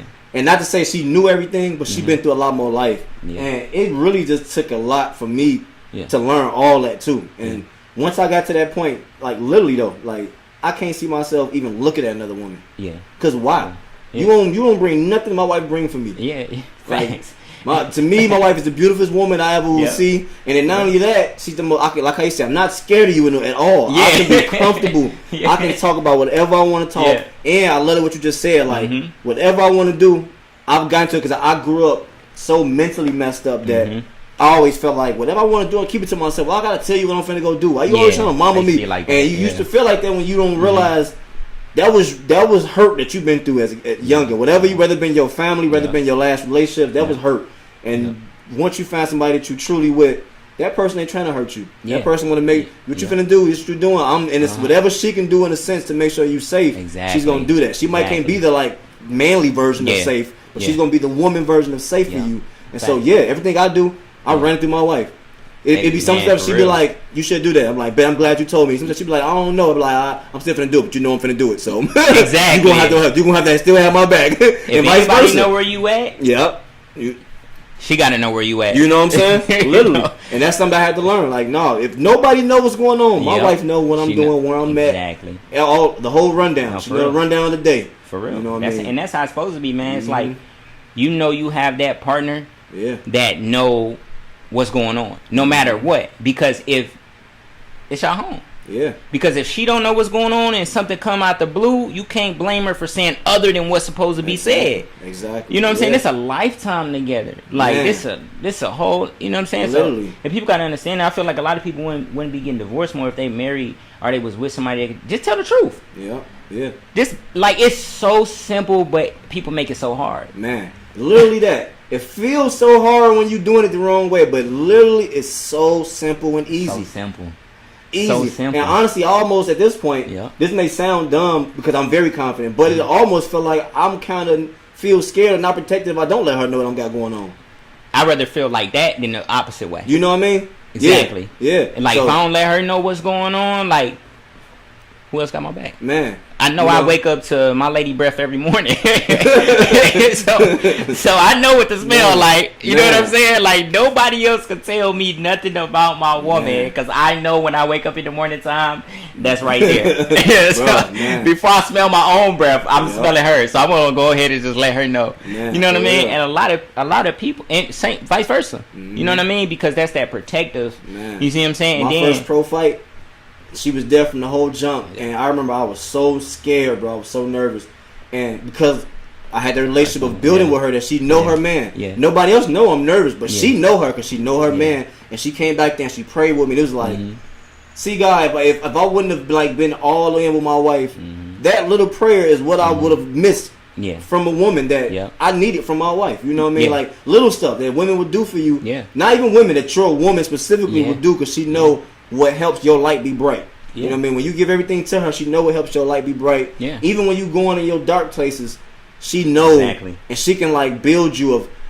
I see you going through your dark time, and I'm still here with. And that right there alone helps you get through it so much more. And it's a even business. I take that even in business too. It's like, if I'm doing business with a person, if I see a man cheating on his wife, it's like, I can't trust you because I know from experience that y'all supposed to have a relationship enough that like, if that's y'all dynamic, and you already talk with her about that, whatever, that's y'all thing. Yeah. But I know I can trust you though, because you have her. That's what y'all. You know what I'm saying? Yeah. You can trust your wife, and your wife can trust you, and that's what y'all talk about. That's y'all thing. Mm-hmm. But I know I can trust you because you're honest with the person that you're waking up with.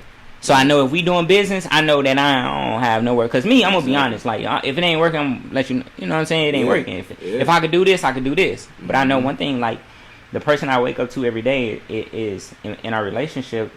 You know, there's nothing in the world that I cannot like tell her.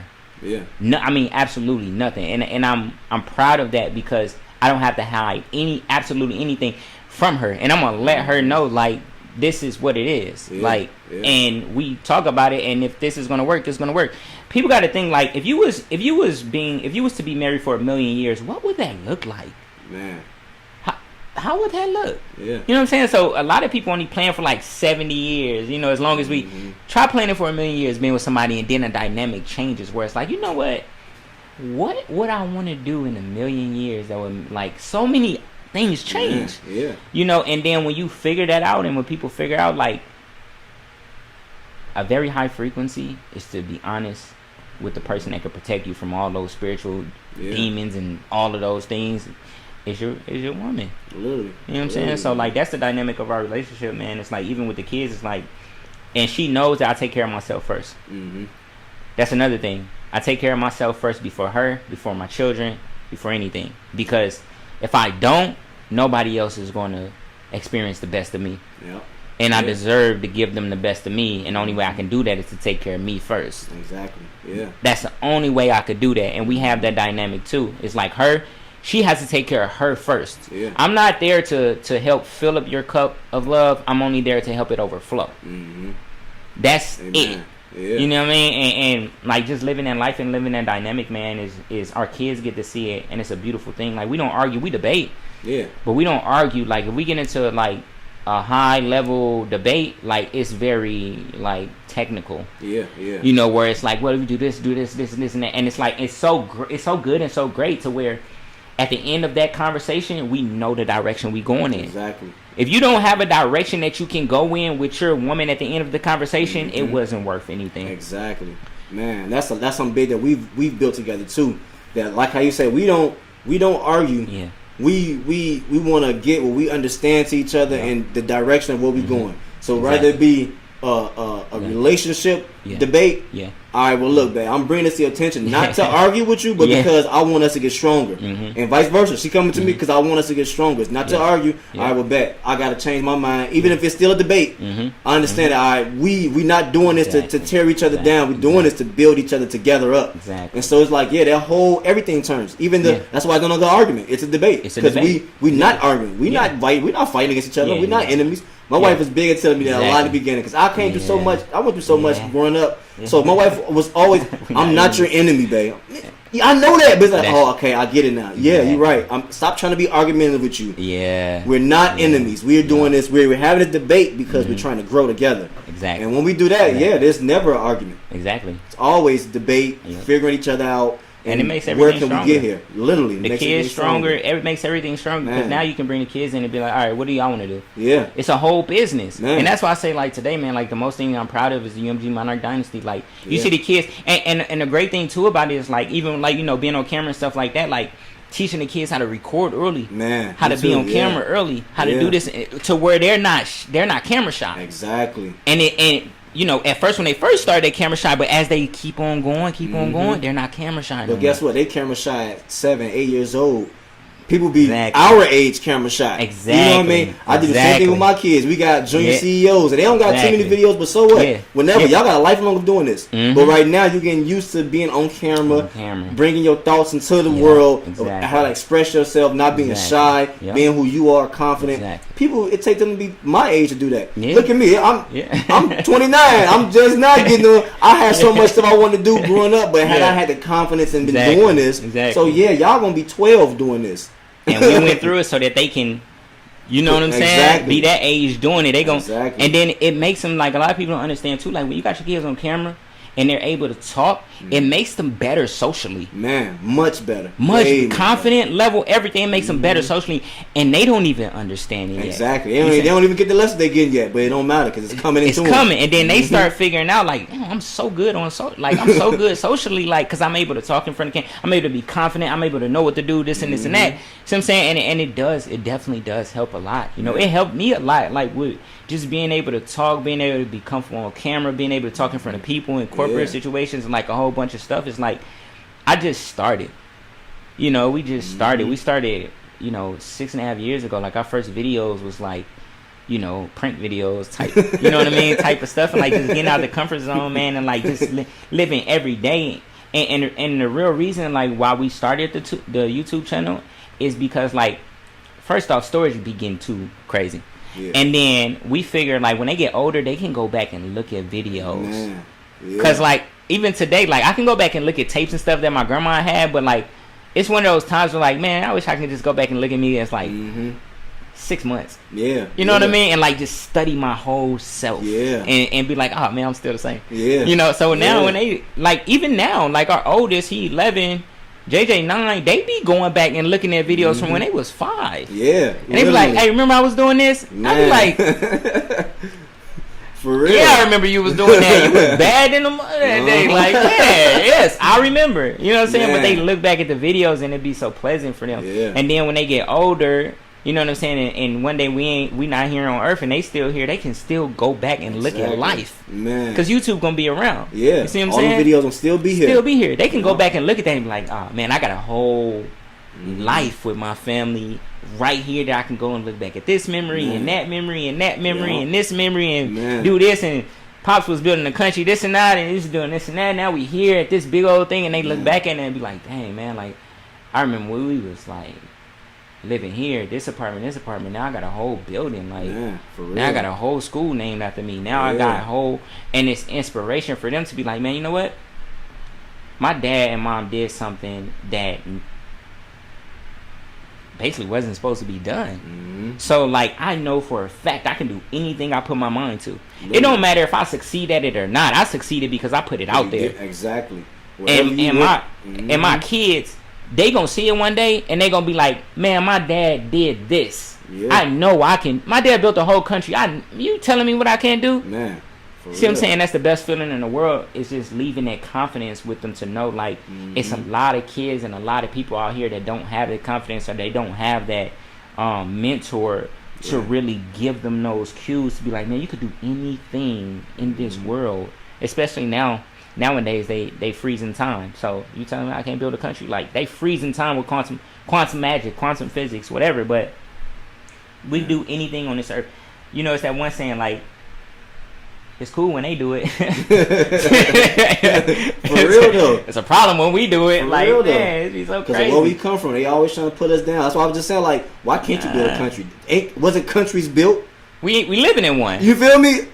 Like, so why can't I not? How does that make sense? Like it just don't be. People try to downplay it. This shit don't make sense. Because they can't do it. Because it's one of those things where it's like all of the land in the world is taken. Of course it is taken, but it's always deals to be made. Exactly. So it can always be bought and sold and traded. Exactly. And all that. What are you talking about? How many countries right now is poor?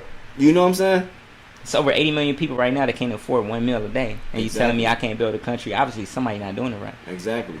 See what I'm saying? And a lot of these countries nowadays, anyway, is ran by old people that don't know the difference between upgrading their lifestyle and everybody else's lifestyle. You got to adapt with the times. A lot of these people don't know how to adapt with the times. Yeah. And we need more people that's our age running these countries because then they run a lot faster. I'm saying so, you know, and people don't understand like it's a lot. This definitely is a lot to build a country, but I've done did my due diligence over 10 years. Yeah, you know what I'm saying, 40 hours a week. You know, just constantly, even while fighting and even while doing this and studying all these things, where it's like now, it's a snap of a finger to me. Man, you know what I'm saying so. Man, I got a lot, but I want to jump back into the ring. You just brought it back up a little bit. Yeah, let's do it. I know you back. You back. What is it called? And that's messed up. I'm a boxer. I don't even got the term. You back reinstated. I am back reinstated. Hold on, this is the fiance. Yeah. Go ahead. Now, anybody on this podcast know Yeah, she keep texting 2-3 times. You gotta answer. You got to. I already know. That's funny. Go, I need to put a clip of every man I had come up here and do that, because I had a couple of. I'm like, bro, my female wife. I already know. Look, I got a wife too. 2-3 calls, 2-3 texts. You better get back. For real. Yeah, man. So the boxing world. I'm so proud of just. Last time I fought was 2019, November, late 2019. So it's going on like 5.5, 6 years. 21, 22, 3, 4, 5. Yeah, it's going on about 6 years. But never left the gym. I know. Always. never. Which is great though. Great, man. Always training, sparring 12 rounds, 15 rounds. It's been plenty of times I done sparred everybody in the gym, and I'm still trying to be sparring, and I ain't have fighting in years, but.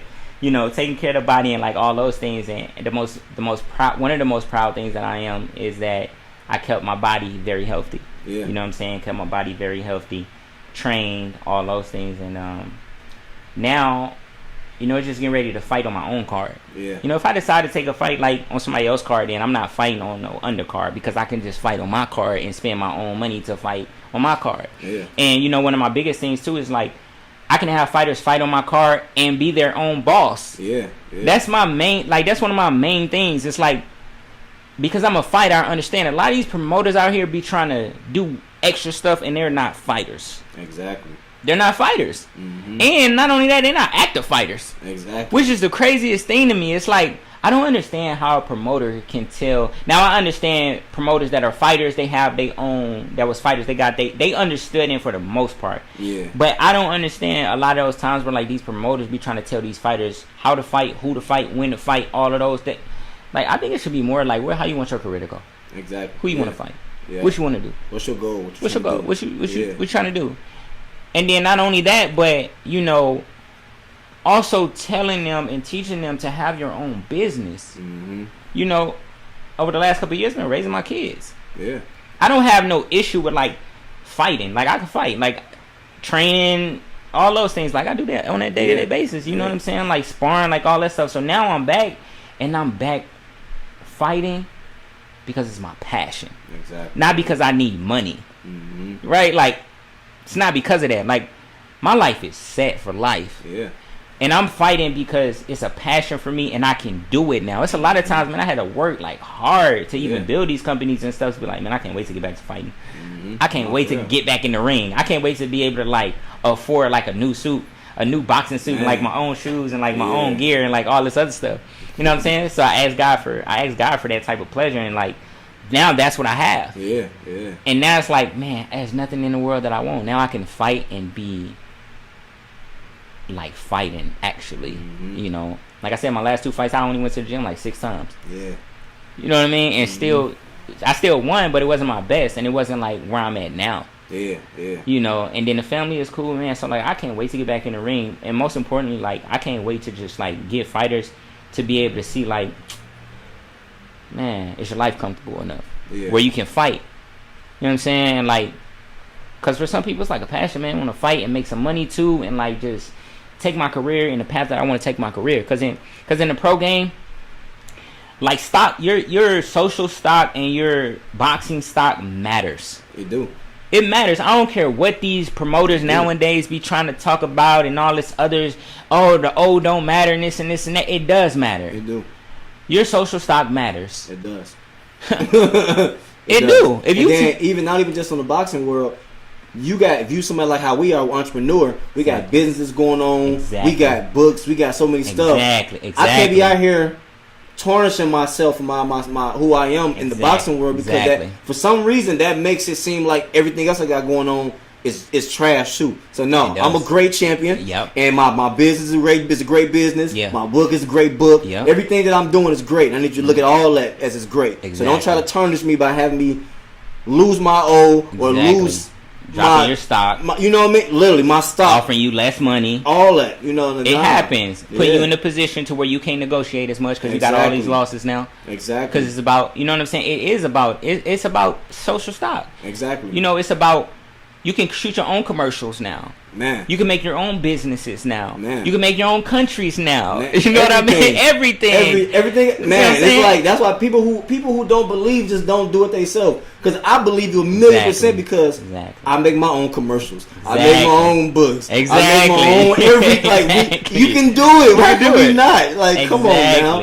God has gave us the opportunities and the resources to do whatever He want us. He's allowing us to do. We can do it. So it's like do that shit. But don't allow somebody else to bring your stock down because which go back to why you say like once you at a certain spot I clear my name because once you bring my stock down now you're stopping my opportunities now you're stopping my shine and I can't allow that to happen. So yeah, I gotta make sure I'm in the right position all the time. And I look at it like this too. It's like now that I'm building the country and stuff like that, like I look at it as citizenship too.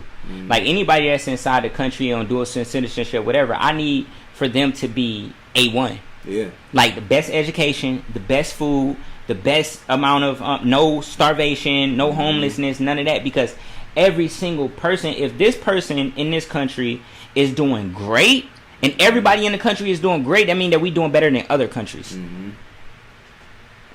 Exactly. You see what I'm saying? Now those other countries need to follow the model. Exactly. So that these people can be doing great too, and these people can be doing great too, and then the crime rate is going to drop because people got more to lose in their life. Yeah. See what I'm saying? So like boxing is the same way. It's like if I'm a promoter and if I have all of these fighters, I want all of my fighters to not have any losses. Some might have losses, but even if they do, I still want their pay to be the same amount or even more because now we doing commercials because now we done spending, now they can model, now you can do this. This is about after boxing. What life do you have after boxing? Do you have all your faculties in place where you can have your family? Talk to your family, talk to your kids, not be stuttering, doing all of those things for both fighters on. You know, you're gonna have some wars, you know what I'm saying, when those times, but you only supposed to be having the wars in those big fights where you making the big money, where you decide I'm ready to make a legacy now because I'm ready to have a championship. Exactly. It really shouldn't be like and if a fighter is motivated by having those fights all the time, then that's what that fighter chooses to do. Yeah. Not what a promoter is making a fighter do. Exactly. That's so crazy. I just told my wife the other day, I'm like, it's a lot of fights going on in Minnesota, and I'm glad that God made me slow down with boxing because I had 3 fights back to back in Minnesota.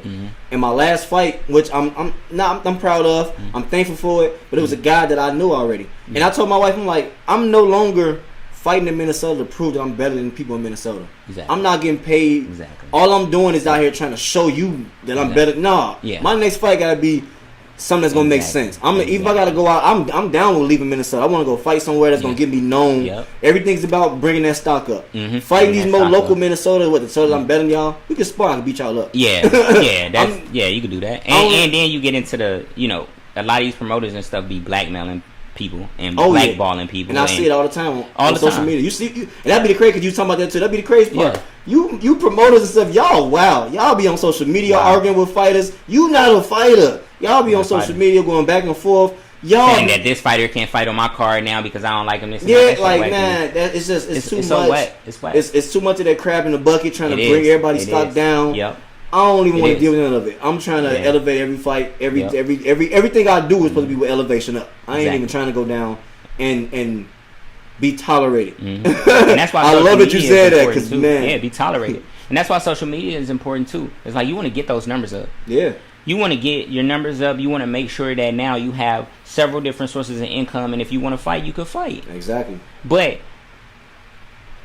you still a cash cow because at the end of the day, you're your own promoter because your social media is up. You can go do your own fight and still, even if 100 people come, it's still yours. Exactly. And then because that's gonna keep on building, and you just gotta build. Like people gotta stay down till you come up. Yeah. Stay down till you come up. Consistently work in patience. I tell people that all the time. Just consistently work in patience. That's it. You don't gotta just patiently work and keep on working. 1% better every day. No. It's better than 50% one day. Literally, yeah. You know what I mean? So like, I tell people that all the time, man. And I'm just glad I'm at a point now where I can actually help people. It's not about money for me.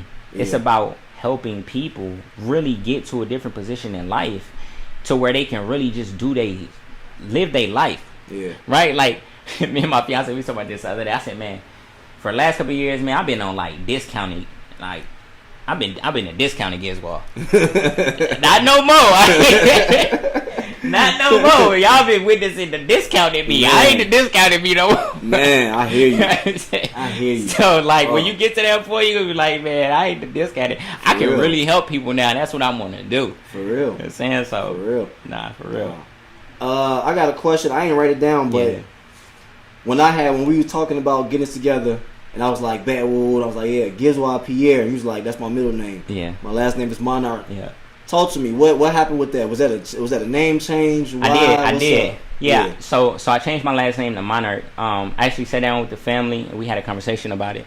And I felt like, you know, like I felt like I just needed something that represented me more. Yeah. And represented how I feel more, and represented what I was doing and what I am, you know, and what I am. Mm-hmm. You know, I just felt like that, and I felt like, you know, I had a conversation with God about it, and it was like, you know, this is your brand, this is what you're doing, and this is what you're represented by, and if you're going to represent yourself, you need to represent yourself being celebrated. Yeah, you know what I'm saying? So, and that's what we decided to do. You know, we had a few different names, but like Monarch was the one that stuck more, and you know, now I got my own country and stuff like that, you know, so now it just makes a lot more sense. Yeah. And you know, the I had to go to court about it too for one of my children to get his name changed the same. But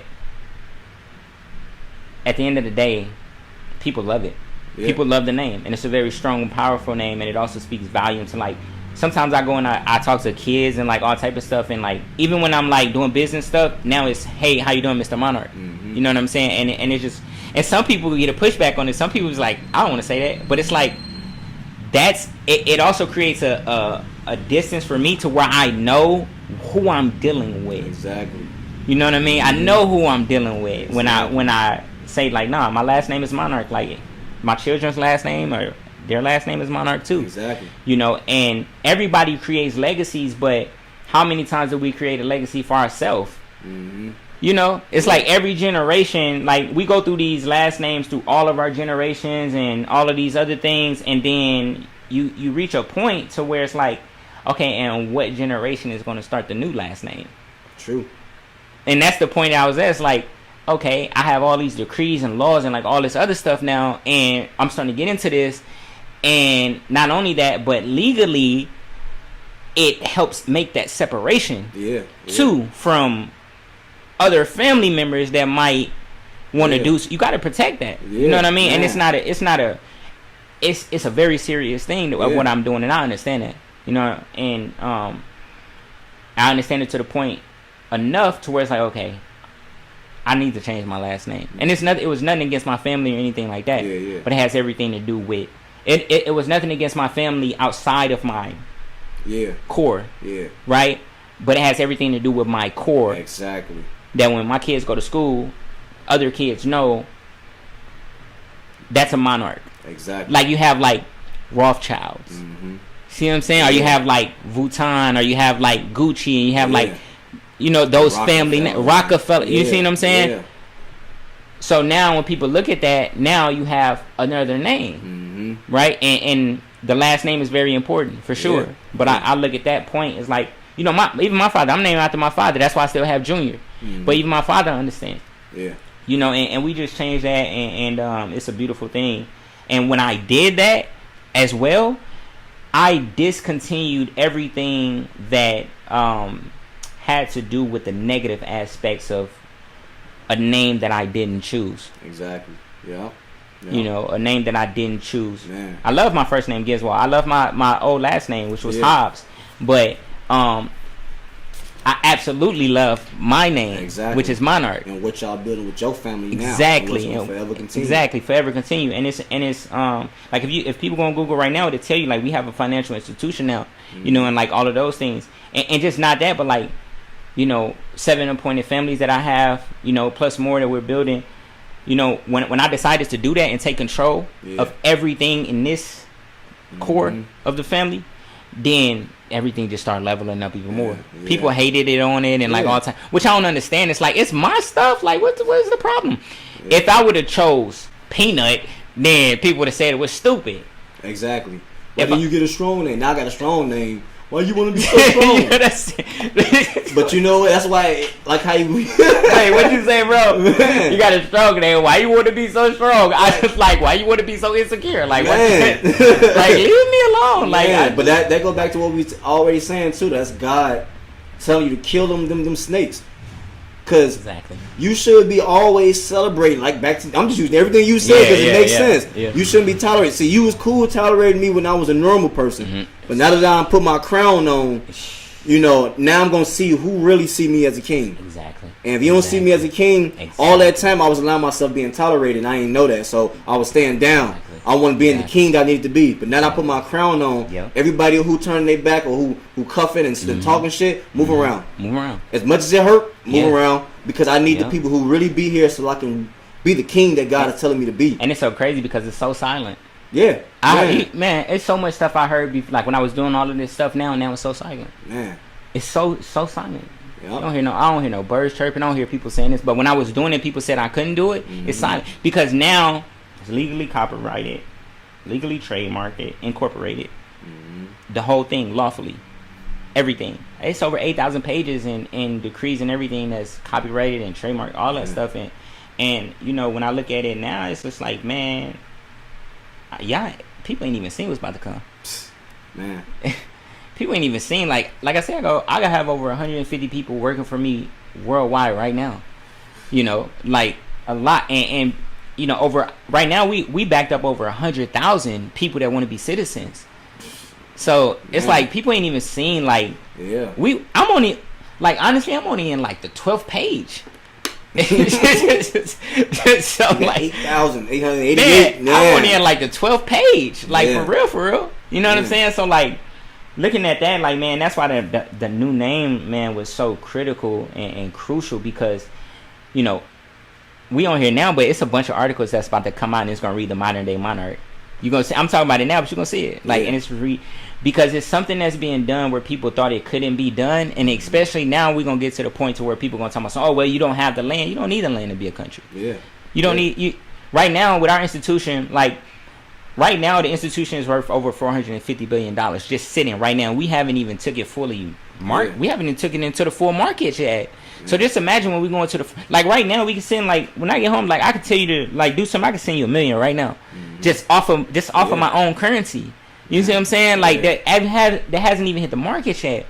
But I studied. I know I went to engineering school, like all those things, and wrote the code and like all that stuff. But now when I look at that, my last name goes into all of that because when I changed my name and I started really elevating to me being a king and like all that stuff, I myself started treating people better. Yeah. Even more better. Exactly. Where it's like I even like be thinking sometimes like, would a king do that?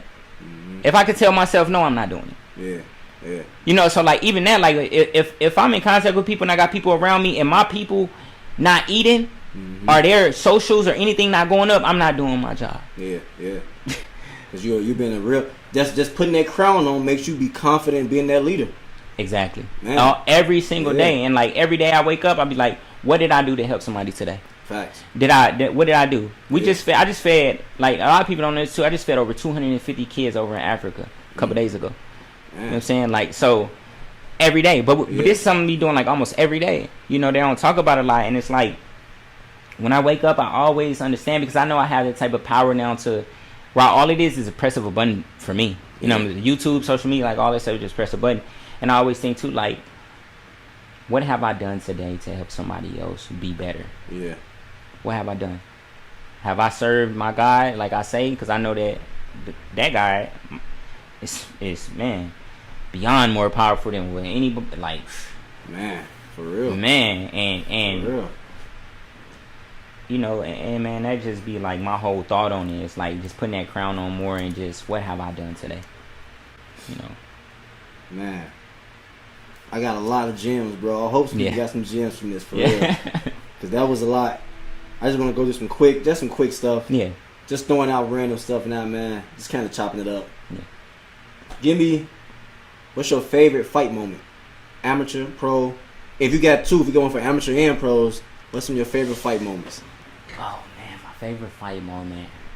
My favorite fight moment, honestly, through everything, was when I first started fighting. When I was getting jumped that day. That's my. Not even the pro. I mean, not even in like actual boxing. You talking about in fighting, huh? Yeah. just the thing that got me started. Yeah. Like that was my actual favorite thing. And then like in the amateurs, like I would say like that's my amateur days. Yeah, I hear you. You know, of course, when I won my first championship in the amateurs, like that was one of the best times of my life. Yeah. When I won the upper Midwest at 123 pounds, that was one of the best times in my life because I was going through so much at that time, and I still stay focused. Yeah. Like, it's easy to be focused and be lolly-dolly and, like, all that stuff when you got everything. Exactly. You know, like, that's easy. But if you could do that while you're going through everything and still have the same outcome, man, yeah. That's the best feeling in the world. And that was the best feeling in the world for me at 123 pounds. And my youngest son was there. I mean, my oldest son was there. He was young at the time. But, you know, that was the best feeling as an amateur. Now, as a pro, I think my best, it was my first fight. Yeah. Until I win a world title. Facts, but still, my first fight as a professional was that, you know, was the best time for me. Yeah. Man, I feel like me too. I ain't gonna lie, I got clipped first 10 seconds of my second round because I was so in the moment. I'm not gonna lie. Yeah. Like when my amateur background, I started in Texas and nobody knew me. So you know, I remember. You know, I will say this. I do remember the day that you came to the gym. I think I remember. I think you had on a purple shirt. Or something like that. Probably because I went to college and my college is purple and like gray and white. Yeah, so I think you had on a purple shirt. I think I remember that day. It was at the old gym. It's definitely the old gym. The old gym. Yeah. I remember that. I remember that. When did I come? You had your hair cut. Yeah, I ain't had hair. Yeah, I just do this. I remember that. I think I went there I want to say 2019, 2020, somewhere around there. Yeah. That's when I first started boxing, 2018, 2019, when I first started boxing. Damn, man, sure was. All my belts was hanging on the... Yeah. I still remember. It's all hanging right there on the little... Well, you know, because you got the ring right here. Yeah, it's all up there. I remember that, man. That's crazy. But, dang. Yeah. So when I first started in Texas and stuff, though, and for me, mentally, because I feel like I was never... Like how you just said, I was never celebrated. I was always tolerated. Yeah. But in my soul, I feel like I was always doing the best. I was always, not trying to sound cocky, but I was always overdoing other people. Yeah. But I was still always overlooked as a kid. And so, starting in boxing, I remember in Texas, I used to go to all these tournaments and fights. And they, Andre, like, damn, they don't know how to say my name. And then they say it's crickets. And then even after I win, like, I'm happy and nobody give a fuck. Like, dang. And so my first pro fight up here, I just walked out and everybody was going crazy. I ain't gonna lie, I was like, I got these gloves on, bro. I'm trying to wipe my, I'm crying, bro. Like, these people really celebrating me. Like, what? Like, man, I ain't even win yet. I'm just coming out and they just celebrating me. I think that's probably forever will be just my favorite, like, feeling, just to feel really celebrated for all the hard work, and I ain't even got to show it yet. It's just coming out. Like, I'm like, wow, I'm really celebrated for what I've done. And then I got a draw. That was cool. I still was thankful though. But that second fight when I ended him like the first round, that's probably my best favorite feeling. Even though he wasn't like for me personally, he wasn't the best fighter because at that point I definitely put so many hours in. I definitely was. Like I said, not trying to be cocky. We never trying to be cocky, but we know us. I was cold. Respectful. Respectful. I was cold. And I was determined to get that W because I got to draw the first fight. So to feel that bow and the feeling the fight's over, that's probably my best feeling ever. Like, wow, I got that over with. You hear me? I don't know. It's something about being in the ring, though. It is, man. It's that thing. We know what that feeling is. Man. What's your favorite walkout song? Oh man, my favorite walkout song that I walked out to today. If you either already had, or maybe you want to yet one day. Maybe you ain't even walked out to your favorite song yet, but you want to. I think,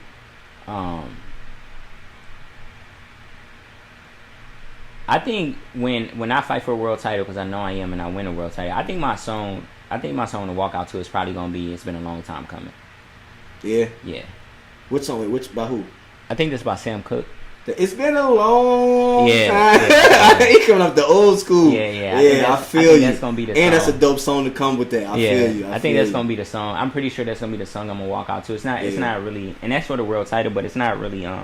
anything else because I've been through so much in life, man. And you know, that at that time, it's gonna for me, it's about all the people that seen where I came from to see what's that moment, right? That thing, that moment at that time, because it's like, you know, you get a lot of celebrities and stuff like that, and people come from certain places, but man, like I really came from like, man, for real, like, you know, like for real, like a lot of people understand, you know, like I said, my mom's a gangster, my father is a gangster, he's still alive, my stepfather is a gangster, you know what I mean, and like also book smart too, but like I understand, like, you know, I've been through my share, you know, and you got to be smart to still be who I am and be alive today. Man, you got to be smart, and I think when people see that, it's going to speak volumes around the world because people could just feel it. Like anywhere I go, any gym I go to, like anybody out, you know what I'm saying, I'm always respectful, you know, and when I fight for that world title, because it's going to happen, I think that's going to be the song I'm gonna come out to, and you know, and it's just going to be that feeling in that time, man, to where I think that's one of my goals, to where I'll finally be able to rest my soul for allowing everybody to still see that, those that are alive, you know, so that's going to be it. Man, I don't know, man. Would be mine. Gotta be somewhere with Tupac though. I don't know what it is about Tupac. Yeah. Tupac. I walked out to Tupac my first song. Yeah, my first which fight. One? Which one? You remember? Can't See Me. Oh yeah. Yeah. That was my first fight. I walked out. I was like, I can't remember what song came out to my first song. I mean, to my first fight. I can't remember. But I think my second fight was Head Busters. No, that was my first fight. That was my first fight. You came out to that. I came out to the Head Busters. I thought I was finna come knock his head off, boy. Now when I come out this fight though, I'm definitely come out with some redemption. So I'm probably gonna come out to like some Chief Keef, the old Chief Keef or something like that. Because I'm coming to fight. And I'm coming to really like, you know. No, for real. I'm coming out to the 300 songs, stuff like that. Man. They love Sosa. I'm coming out to something like that. It can't be nothing else for me. I just come in and do it. You know what it is. I'm coming out this town. God, I might dye my hair red. I don't know. I'm coming for blood. I'm like, man. Speaking of fights, this ain't even on my questions, but I was looking at your fights, and I seen you got into it with somebody that came in the ring with you. You remember that encounter? It was a long time ago. Clown.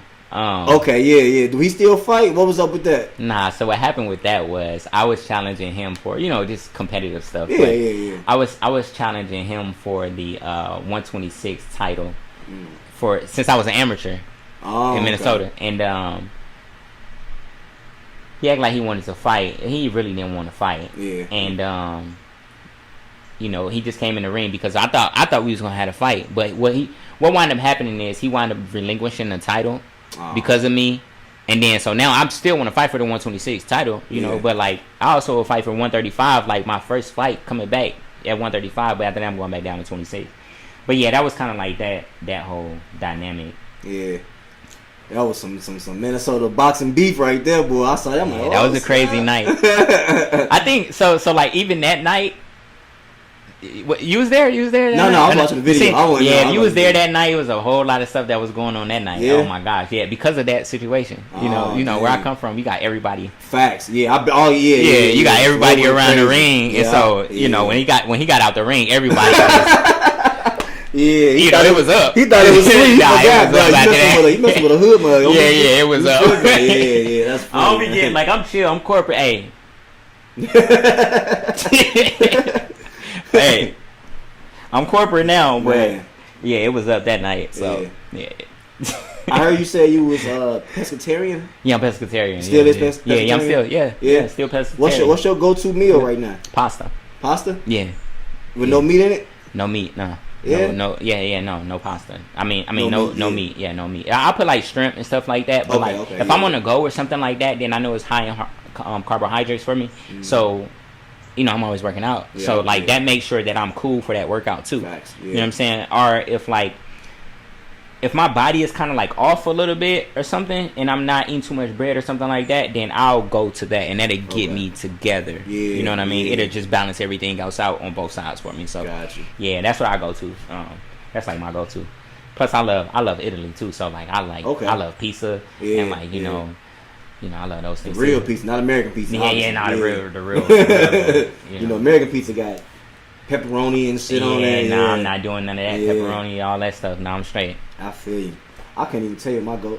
Actually, mine's probably low key pasta too. Yeah, but I'm a chicken For most person. fighters though. I'm a chicken person though, so I gotta have some chicken in mine. Yeah. But I can go without chicken because my wife is always trying to do better. She always trying to be like, all right, we're gonna do no meat this time for her. And I'll be down with it too. So we'll do stuff with no meat. And pasta's still good with no meat. Though, like that beef and stuff, that stuff sitting in your system for like 2 weeks. Man, yeah. It'd be hard to get out. Like for me, it's easy to lose weight. Yeah.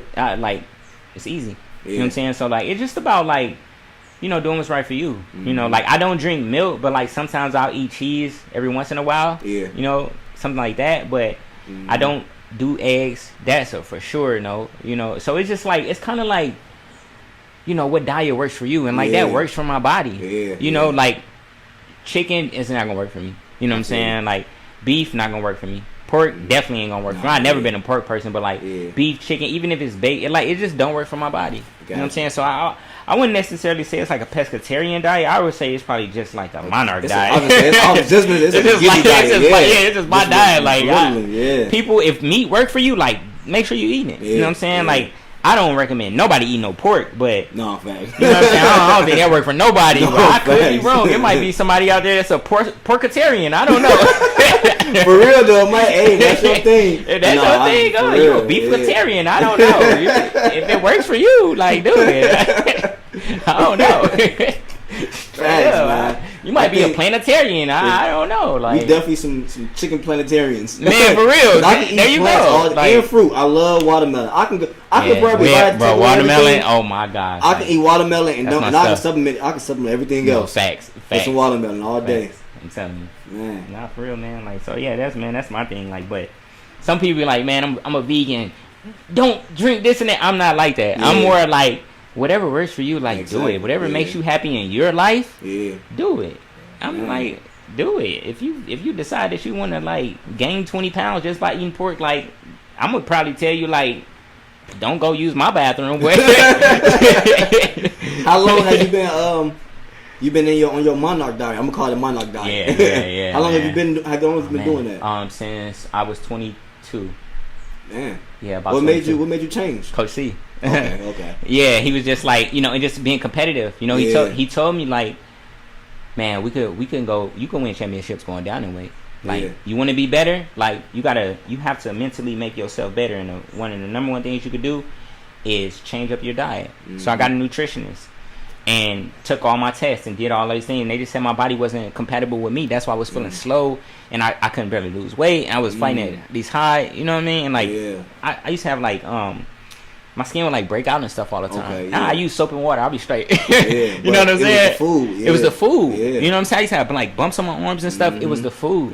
You know, and growing up, like I'm down south, man. You slapping them things on the barbecue, the whole joint. The ribs, this long. You know what I'm saying? So, nah, man. It was the meat, and it wasn't good for my body. When I stopped doing that, my mental, my brain, my pineal gland, everything just took off. Man, think faster. Everything. I notice so many things nowadays. Like everything, man, is just like so much better. And I recommend that for people. Like, go get testing done and figure out what's actually right for your body. I was just gonna say I'm gonna try that. Go do it. Get a nutritionist. Get a nutritionist.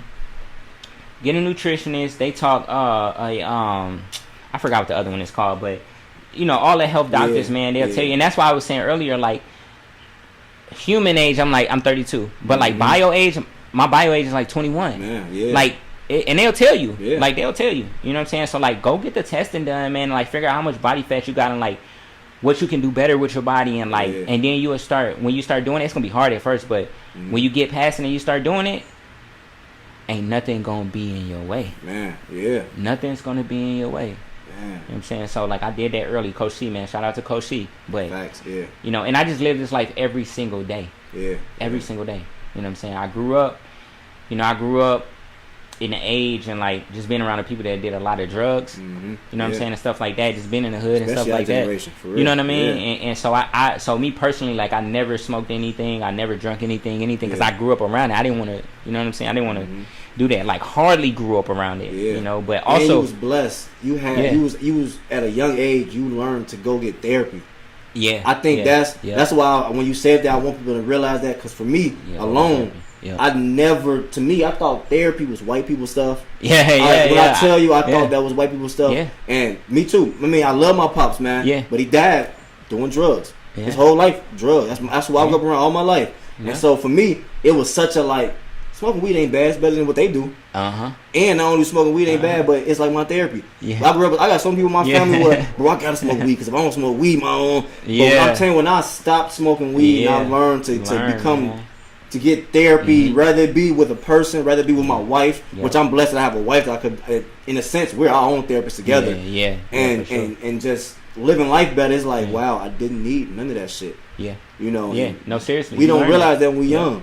A lot of people don't. And for me, it was more trauma. Well, I never did any of those things, and just staying like, and I knew too, like dealing with that family members, and then like, you know, being in the hood, being on the block, hustling, like all that stuff. You just learn certain things, right? And that therapy definitely happened. That it definitely helped. Because I was able to talk about a lot of things and not feel judged. You know, and not feel like, oh, this person gonna run and tell this, or like, you know what I'm saying, it's gonna get back to this person, then I gotta deal with that and go into this zone and all that other stuff. You know, and so man, I advise a lot of people to just go get therapy and just be able to talk and take care of yourself.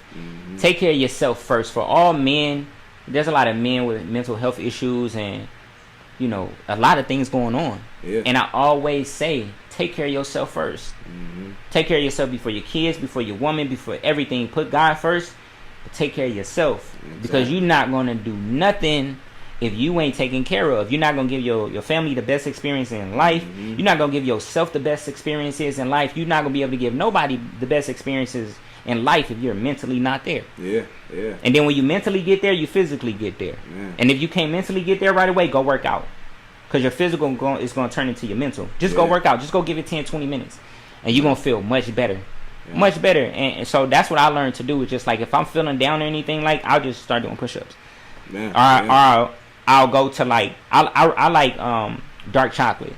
I'll go get some dark chocolate. Watermelon too. You know what I'm saying? Or a protein shake or something. I'll do something to make sure that when I come back to my family, I'm mentally there. You see what I'm saying? So, so, That's good. you know what I mean? So keep going though. that's what I always recommend for people, and just recommend for men, period. We go through a lot every single day, and a lot of people, and then we have people that are so judgmental. But spiritually, emotionally, physically, take care of yourself. Tell me, who your favorite music artist, rapper? Besides myself? And that's my other question too. I would say, who would you want to do a collab with? If you could do a collab with anybody. God. Facts. All right, so I'm taking God out of the equation. If I could do a collab with anybody, it would be. If I could do a collab with anybody, it would be Wale. Yeah, rock Wale. Jay-Z. E40. Tupac, of course, if he was still alive. What else I like? Pusha T, for sure. I like Pusha T. If Warren G was still alive, Warren G. Mace. I would do a collab with Mace. I like Gunna too. I like Gunna music. I do a collab with Gunna. And then I would do like country collabs, rock collabs. Like I would do like all that. Okay. I would do like all of that. You like different type of genres of music, not just hip hop. Yeah. No, I like all type of genres of music. Rock. I would do music we ain't never heard of. I would just R&B, jazz, house music. Like I'm just. Gotcha. So yeah, but those would kind of be like my main. Cameron too, and Wiz Khalifa. Yeah, I would do some collabs with them too. Yeah. What's some things you and your fiance do to bond outside of with the kids? Anything y'all do? Man, we do everything. I know. Without the kids, though. Without the kids, we like to shop together. Yeah. And just talk. Our main thing is like to talk to each other and ideas. Yeah. Yeah. Like we don't like gossiping about people. We like gossiping about ideas. Exactly. You know what I mean? Yeah. So me and my wife is big. Yeah. Like we love that. Like talking about ideas and like what we can do and like. Even with the country and everything like that, like she's a strong believer, like and just go and do it. You can do it. You know what I'm saying? And like that's very important. Man. You know, because it's a lot. Like building a country is a lot. Like like I said, 8,000 some pages. Like it's a lot. So like even we talk about so many deep different ideas that like even with her and the things that she want to do is like me as a man, like even speaking with her is like, okay, you want to do these things. How can I make it a little bit more cushion for you to be able to do those things. You know what I'm saying? We have very deep conversations and like that's one of the main things with us. We love to eat, we love food. You know what I'm saying? We love them. And another thing too that we absolutely love, I had to get her to love it more, but it's to maneuver. So like if a situation ain't going right, we have to maneuver. You know, a lot of women like for it to go straight and this is what it is, and then we go to the left or to the right and left and we gotta go around, we gotta do something different, then they don't wanna do that. It's like you told me this, we supposed to be doing this, like, hey look, I told you this, but he told me this. So we got to do something different. Yeah, that's a good thing of being that balance. Because us as men, I know that's me too. Yeah, we got to maneuver a lot. Women don't be wanting to do that sometimes, but when they got a good leader, we able to do that. But I love that you said that you and your wife love to talk about ideas. Yeah, ideas. Me and my wife would do that all day. We could say it could be stuff that might not. I don't know if you just peeped. She ran back with a clown outfit on. Cause you wanna know? Cause we bringing up ideas. We talking about what she loved them. Like, hey, right. She got I was thinking about what the fuck is going on here? Hey. I don't know, babe. You might have to call me. I don't know. I think this might be some what's that one fucking movie? Where the dude was sitting in the chair and he was at the what is it called? He was at the white people house. Get out. Yeah, get out. Man, this might be some get out. Man, I gotta get out. But because we talk about ideas, so people will never believe the shit that go on. But when you have ideas and you talk with each other, and y'all bring confidence. I understood it. I was like, but it's funny because you would be like, what the fuck? But because we sit down, we have conversations, and boom, she loved comedy. She's stand up comedian. She do comedy. Okay. She got somebody's paying her to do a birthday party for her to be a clown. Okay. But because of just conversation, because of believing in each other and putting that confidence, now she really wanted to put it on and just try it out. She looked at me, let me see it because I ain't seen it with it on yet though. Okay. But it be just stuff that I was like, that's cool because I don't know what's going on, but I know so you know funny. what's going on, and I know I'm cool, so I'm going to go ahead and drink my That's so water. funny. I seen that before. Remember with a clown outfit on? But that's beautiful, man. Yeah, like. Y'all gotta be best friends and do that. A lot of people don't do that. Everybody want to spend money. Go talk and not gossip. And have that white glove. You know, like a lot of people be like that. People be married, they be having a white glove on all the time. It's like, come on, man. Like, loosen up. Like, have fun. For real. Have fun. Like, the passion behind it. You know, and that's what we talk about a lot more. It's like, we're passionate about each other. So, like, the money is just extra. You know what I'm saying? The experiences. It's about experience. And for us, we talk about like when we wake up in the morning, what type of experience are we going to have? You know, when we go to sleep, what type of sleeping experience are we going to have? When we eat dinner, what type of experience you're going to have? And if a lot more people start thinking about what type of experience you're going to have, it's going to make the experiences even better because now you're starting to get creative. Man, now you like, damn.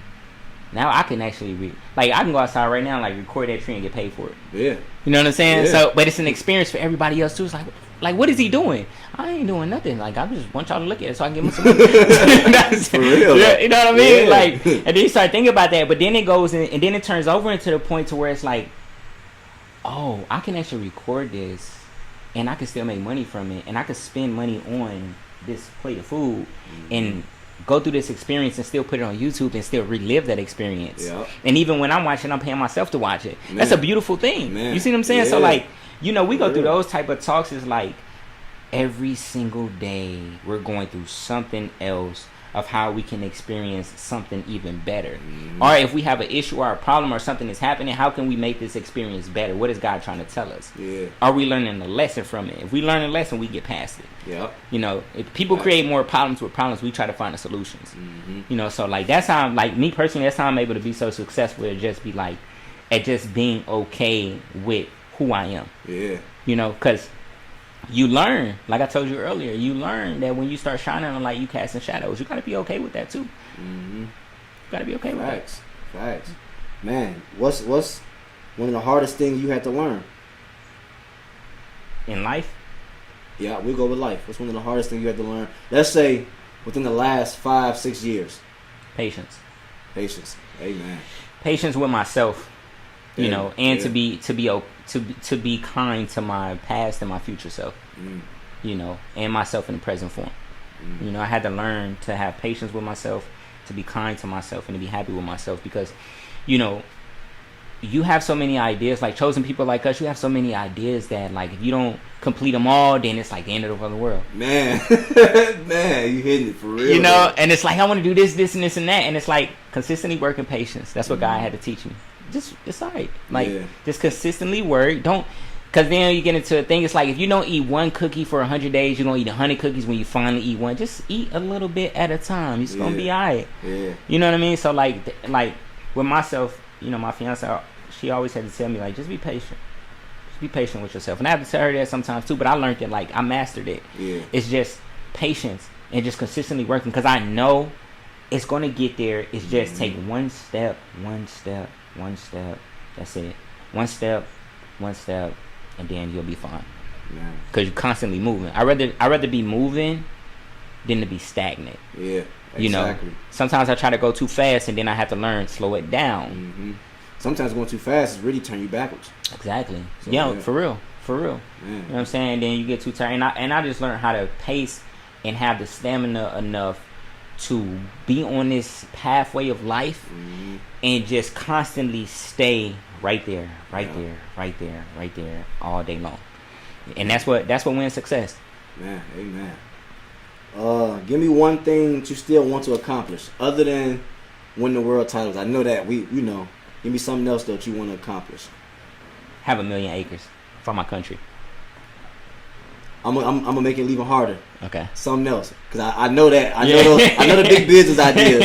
Give me something different that maybe we ain't even talked about yet. That kind of throw it off. Something. Oh no, for sure. So something that I want to be able to accomplish, like, you know, because life is getting expanded every single day with new medicines and stuff like that too. So we might be living to 200, 500 years, whatever, you know, and like all those things. But I give you 2 things that I want to have accomplished.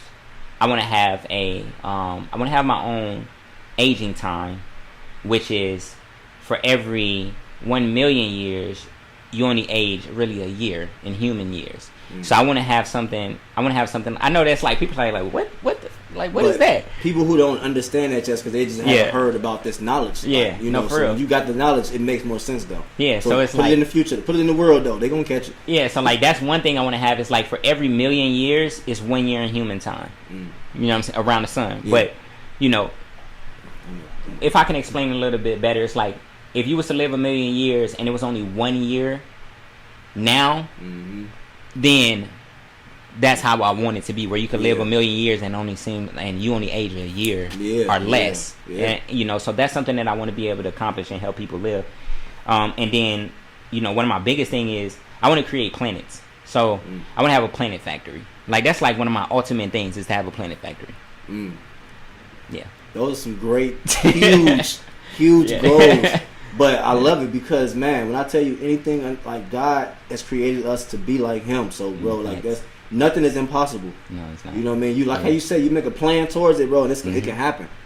That's dope, and that's something that I hope people can hear. And be like, oh, okay, good. Whatever I want to accomplish, I can do it. Like I can be, because the goal of this for me is to help other people be confident who they are. Like a lot of this chaos that happens in the world is because there's a lot of unconfident people. Exactly. Like how we always say, you got all these insecurities in yourself. But when you got confidence in yourself, like how you say, you want to help others. You no longer have this negativity about yourself and you want to put it on nobody else. You always want to be helping each other. You know what I mean? So hearing that, I want other people to hear that and be confident in what they want to accomplish and go after that. You know, and that's the main thing is to help others. That's all that we do. That's all that people do every single day. Whether you're going to 9 to 5, whether you're doing this or you're doing that, you still helping somebody build something, do something, eat something, this something. That's what jobs are for. Exactly. You know, so like when people think of it in that frame, it's like you still helping somebody. When somebody say I want to get a job, you're going to help somebody do something. You know, and people just have to turn it around on themselves too and be like, oh, you know, that's what I'm doing. Yeah, do it more. You know, and then you're gonna find yourself just elevating even more. Man, the reason why my belief is so strong and believing that anybody can do anything, even if it's something that I can't understand. Because first, I believe in God, but second is because when I was young. I can't remember where I heard this at, but I had to been like in 9th grade. This teacher was explaining to us, and this is how I built my confidence and believing in anything. He was talking about how, what was the first car made? Was it Ford? I can't remember. I don't know. Let's just say Ford. To look that up. Yeah, I can't remember. But let's say Ford for this example. I can't. Whatever it was, he knew it. He told me. He said it. He used it. But for example, let's say Ford's the first car ever made. Before Ford made his car, think about it, he had a vision. Y'all, I'm gonna make this fucking thing that's gonna drive 100 miles per hour and take us to what we. Niggas like, nigga, shut the fuck. Get on that damn horse. They don't no make facts. Shut your dumb ass. That don't make no sense. What are you talking about? Go get your ass on that horse. You know what I mean? And look what we got. Now we got airplanes, cars, boats. You know what I mean? Look at everything that we built from what somebody at one point said, and people probably like, nigga, that don't even make sense. Exactly. We don't even got the internet. You know, we don't got mechanical anything. We get on a horse and you smack that horse and he goes. No facts. You know what I mean? We ain't even have machines. How we gonna use metal to make phones where we teleporting our voices? You know what I mean? Crazy. I'm gonna talk to somebody across the country while still being right here in a split second too. In a split second. That's come on crazy, now, right? Right? I can see them on the like. Think about all that stuff. At one point, the shit didn't make sense to some people. Didn't. It was somebody's dream, what they believed in, and it sounded dumb to the world. But look at it's all here on way higher levels than they even thought. Thanks. You know what I mean? So when I heard that being in high school, it really, I could never get that example out. But that from that right there, though, it all even be like, man, even if I don't understand it, it can happen. It can. And whatever I believe in. People probably don't understand it, but it's gonna happen. And then they'll catch up later. Exactly. You know what I'm saying? They'll catch up exactly. later. Man. That's facts. Bro, I ain't got much more left. I'm really done. I'm thankful, bro, for you coming through for real and putting some light on the podcast. The goal, like I tell everybody and I say it over and over, I'm like a broken record. The goal for this is to help our people heal, build confidence, learn, and just grow all in all, man. And so for me, I've learned a lot, bro. Just hearing you talk to this, so I know people gonna hear, other people gonna hear, but I've learned a lot, bro. I'm thankful for you. I'm thankful for the relationship we've always built. We both are in a sense the same people. So you know, we met each other, we knew each other for a long time. We never really like it was always just gym, you know, gym grinding. But it's because that's who we are. Like how we both said, we can only tolerate being around people so much. So we both God made sure we tolerated each other enough that we can celebrate each other now. You know what I mean? And it never tarnished our relationship. So I'm thankful, bro, that you came all the way out here in the boondocks, man, and spent some time with me and put this out here, bro. Real quick, man. Let people know your social media, where they can follow you at, man. All that. So social media, you can follow me at King Giezwa Monarch, and then I just Google it, and then I just Google what is the Monarch family. It'll come up. You know what I'm saying? So you can Google that, YouTube it.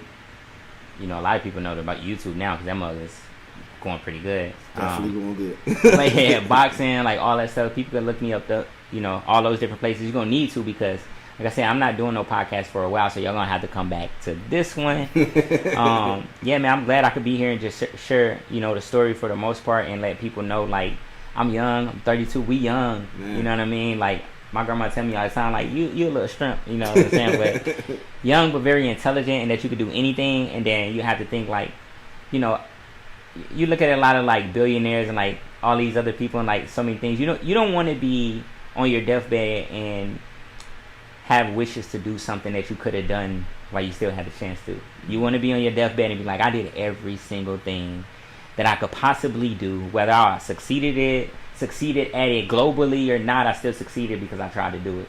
You know what I'm saying? So just make sure that you do everything you're willing to do. Just don't harm nobody in the process unless you got to, whatever. But you know, stay positive and just continue to be blessed and protect yourself at all times. Protect your legacy, protect your name. Don't harm other people. Protect yourself and respect yourself. And for men, like what I will say for a lot of men is that there's a lot of things going around that men have been having mentally, that men have been going through mentally for years, and it seems like there's not a lot of help. But if you just talk to more men, a lot of us go through the same things and be feeling the same things and have the families and want to do all these things. But you got to understand and know that you have to take care of you first. You have to financially, physically, emotionally, spiritually take care of you. And if anything ever goes wrong on other people's part, you're still taken care of. You know, so make sure you got enough money for lawyers too at all times. So that's like a good thing. Like always have some money for some lawyers, but you know, all in all, man, I'm just glad to come here and you know, be on a podcast and do this thing in this form. You know, not the super corporate collaborate, like none of that. I'm not really with that type of. I do stuff because I'm passionate about it and that it's the right thing to do, where God guides me to. So, you know, I hope that people get really good gems from this, and I hope that people can really live their life a little bit more with a better experience of how they make it. You know, so y'all gonna see me again because I'm getting ready to whoop some very soon. So yeah. Man, appreciate you, bro. That's so much love, so much gems, man. Yeah, definitely. Thank you, bro. We gonna chop it up again, man. Definitely, appreciate bro. Definitely.